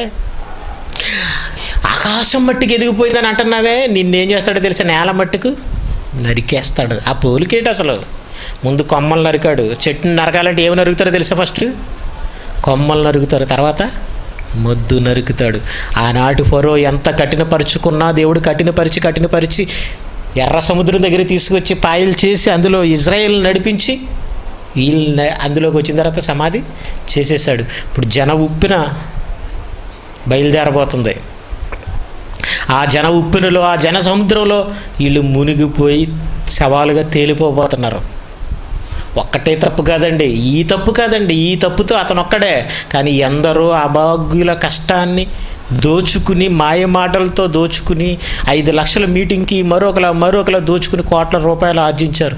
నిజంగా వీళ్ళ మీద ఇన్కమ్ ట్యాక్స్ రైడ్ జరిగినా, సిబిఐ ఎంక్వైరీ జరిగినా పట్టుబడితే నేల మట్టం తప్పదు. అదే జరుగుతుంది. ఇప్పుడు గోక్కుంటే దురద పెడుతుంది కదా, గోకుతుంటుంటే ఏమవుతుంటుంది? ఫుండ్ అవుతుంది. అందరి మీద ఏఐటీసీని పంపించి ధర్నా చేయిస్తాడట బాబు. ధర్నా చేయిస్తే ఊరుకుంటుందా? ఎంక్వైరీలో గుట్టులు రట్టు, అప్పుడు ఆస్తుల జప్తు. ఎంతమంది ఏంటో, ఎంతమంది పేర్లు ఉన్నాయో. దేవుడి దయ వల్ల ఆ ఇన్వెస్టిగేషన్ జరిగితే కానీ ఇతని నిజాలను మనం బయట పెట్టలేమండి. ఇతని వెనకాల ఉన్న భాగవతాలని నేను బయట పెట్టలేనండి. మానవ మాతృడిగా నేనేం చేయలేనండి. దేవుని కుమారుడిగా మాత్రం నేను ఎంతవరకు చేయగలను వాక్యం ద్వారా చూపిస్తూ వాళ్ళ కుయుక్తుల్లోనే పట్టుకుని నేను చూపిస్తున్నాను. ఇంతకంటే ఎవడు చూపించగలరండి? ఇప్పుడట చూడండి, ఇవన్నీ అట ఫేస్బుక్లో పెట్టడం అట నేరవట. చాలు కదండి మీకు. ఇది ఎవరో చెప్పిన సాక్ష్యమా ఏమండి? ఇది ఎవరో చెప్పిందా, ఈయన చెప్పిన సాక్ష్యమా? ఏమండి, పడుకోవడం చూడవసరం లేదు, కడుపు వస్తే తెలిసిపోద్ది కదా పడుకున్నారని. చెప్పండి, సంసారం చేయడం తెలియటట్టు కడుపు వచ్చింది అనుకోండి, సంసారం చేశారని తెలిసిపోద్ది కదా. వాళ్ళకి పెళ్ళిళ్ళు ఈయనే చేశాడట కదా. ఇది కళ్ళతో చూసిందేనా? ఆయన దగ్గరికి వచ్చినవేనా? నేను ఎందుకంటే అబద్ధం చెప్తున్నాను అన్నాడు. మరి ఇప్పుడు ఎందుకు అలా చెప్తున్నాడు? ఇప్పుడు ఏమన్నాడంటే ఫేస్బుక్లో అది పెడుతున్నారు కదా, అందుకు నేను అలా చెప్పేసాను, ఆ రోజు అలా మాట్లాడాను యూట్యూబ్లో పెట్టమని. చూసారా, కమ్మగట్టాడు. ఎక్కడ తప్పిపోతాడండి గురుడు? దేవుడి నెట్వర్క్ పనిచేస్తుంది అక్కడ. మీరు ధన్యులండి నిజంగా. అబ్రహాం దగ్గర ఉన్నారు కాబట్టి మీరు నిజంగా హ్యాపీగా ఫీల్ అవ్వండి. ఎవరికి భయపడకుండా, ఎవరికి లొంగకుండా చెప్తున్నాడు. యూట్యూబ్లో పెట్టడం తప్ప? చాలామంది బాబోయ్ ఈయనేటి పెట్టడం మానట్లేదు అంటున్నారు. ఈయనేమంటున్నాడు చూడండి, అది స్టార్ట్ చేసింది ఆయనే. ఇదిగోండి యూట్యూబ్లో పెట్టండి అని చెప్తుంటాడు కొడుకు కోసం మాట్లాడుతూ. వాళ్ళకు చేసిన నేరాలు అన్ని ఇప్పుడు బయట పెడతాను. ముందు ప్రకటన అయిపోయిన తర్వాత మనం పాత నిబంధనలోని సందర్భాలు దగ్గరికి వెళ్దాం. అందరూ వినాలి. ఇది యూట్యూబ్లో పెట్టాలి. You must very careful. చూసారా, యూట్యూబ్లో పెట్టాలి. అతను ఏం మాట్లాడినా ఏం చేయాలి? ఇక మీరు నన్ను ప్రశ్నించొద్దు. మీ పిల్లలను వెంటనే తెచ్చేయండి. చెడిపోతారు, లేకపోతే వాళ్ళు చెడిపోతారు. వాడి మాయ మాటలు నమ్మకండి. వాడిని సంఘము బయట పెట్టేశాం, వాడు నరకపాత్రుడు అవుతున్నాడు. మీరు మీ పిల్లల్ని అక్కడే పెడితే మీరంతా కలిసి సకుటుంబ సమేతంగా పెళ్లికెళ్ళినట్టు వెళ్ళిపోదురు కానీ పాతాడానికి.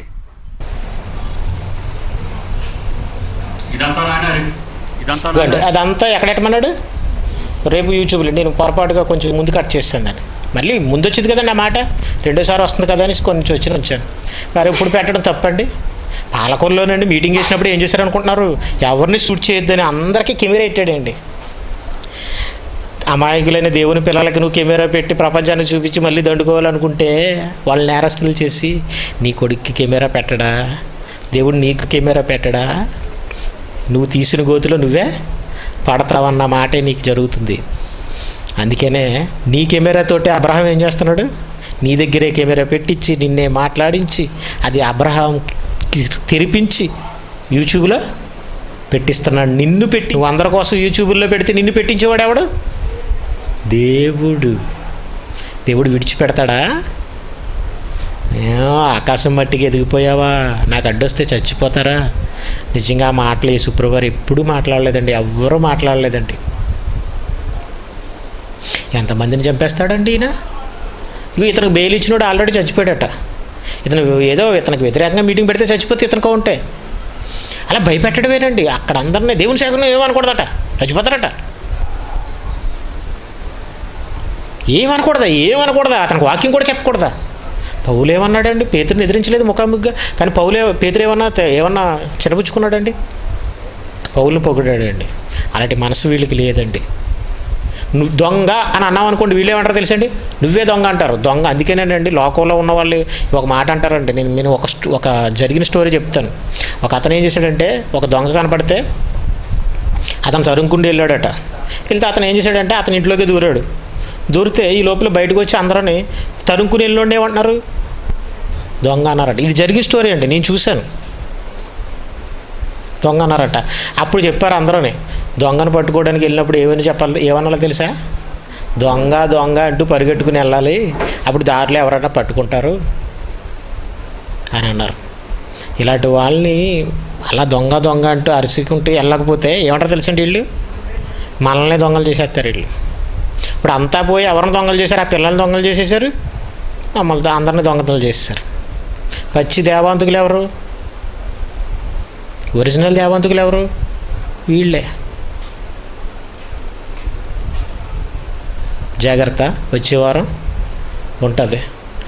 ఇది దేవాంతకులు 3 వచ్చే వారం ఉంటుంది. వచ్చే వారం చూపిస్తాను.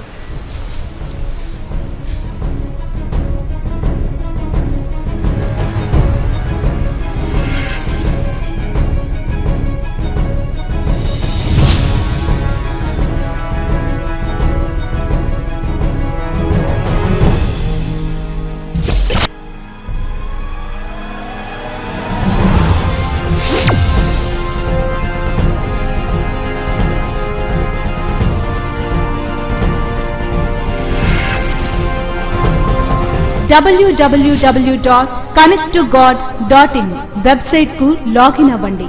మీరు విలువ పెట్టి కొనబడిన వారు గనుక మనుష్యులకు దాసులు కాకుడి.